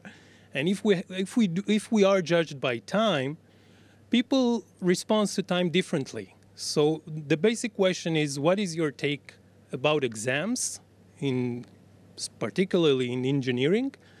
And in addition, let's say exams versus projects. So I think I have the perfect panel for that. So that's my question. Thank you. And that's such a timely question, even for us here in the U.S., because we have been challenged with standardized tests. And I apologize, I feel like I hear an echo, but with those tests, right, we've even had some of our universities to decide not to rely on standardized tests in terms of their admissions process, because they recognize the inequities that can exist in some of those standardized tests. And to your question, it has very much to do with a lot of times it has to do with a student's unfamiliarity in managing to standardized tests, the format of those particular tests.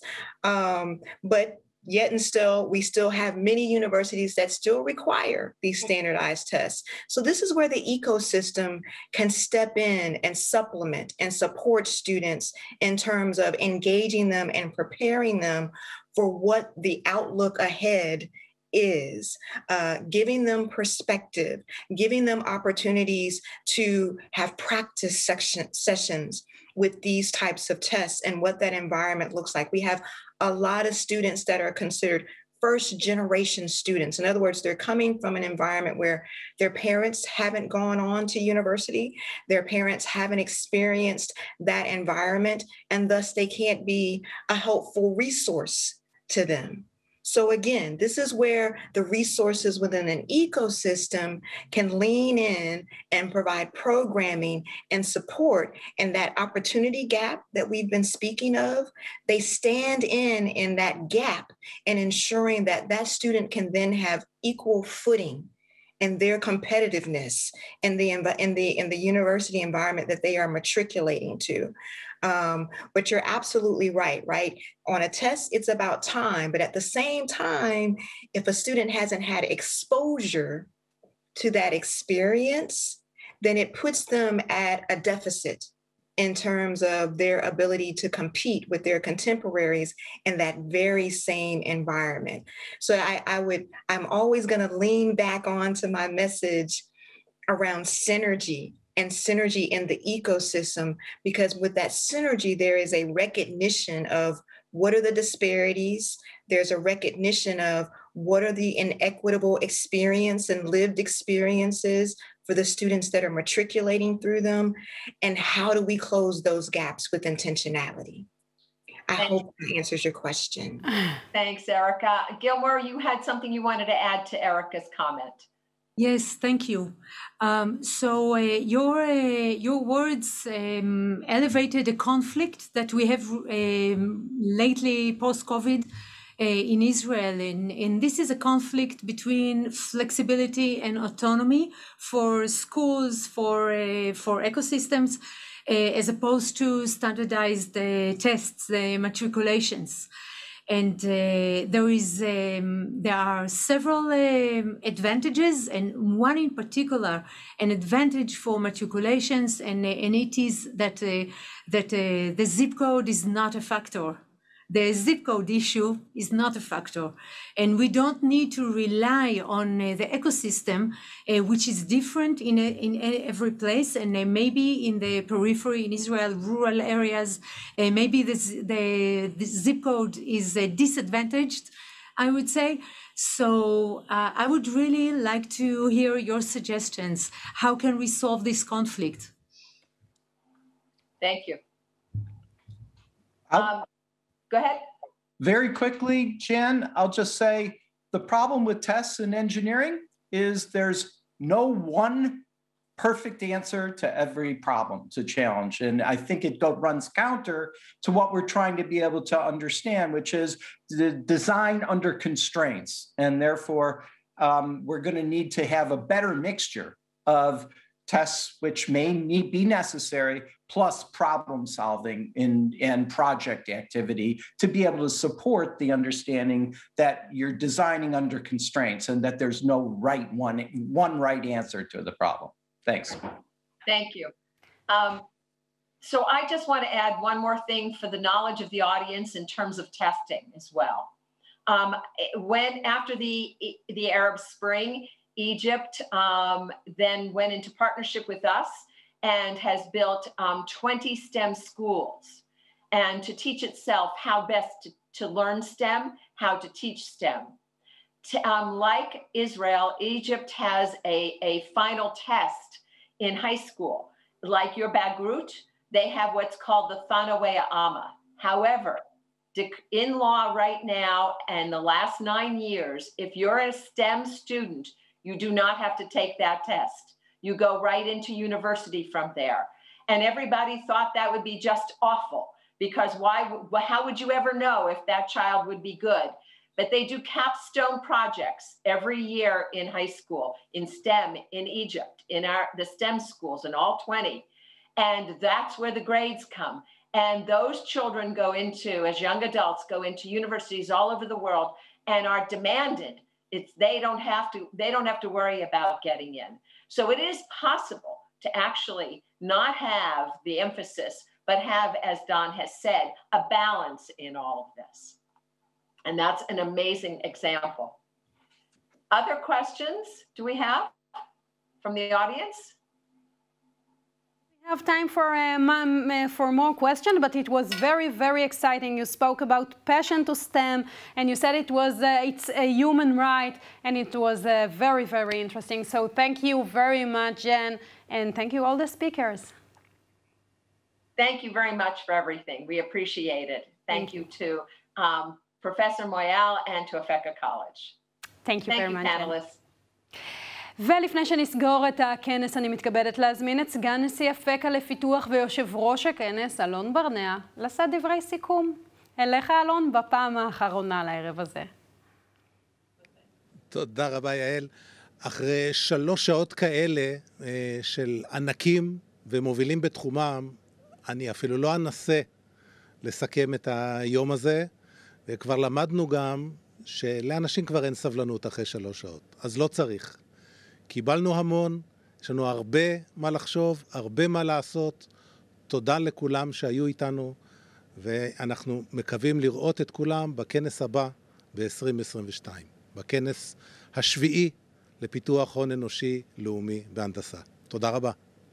אז תודה רבה לך, אלון, ממש. הנה, מחיאות כפיים באמת מגיעות אחרי כאלה פאנלים מרתקים וכל כך הרבה נואמים ודוברים משמעותיים.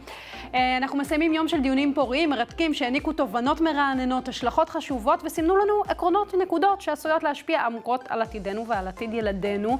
גיבוש מדיניות שתתייחס אליהן עשויה להיות נקודת מפנה משמעותית ולשפר דרמטית, אמרנו, את הכלכלה, את החברה ואת החינוך.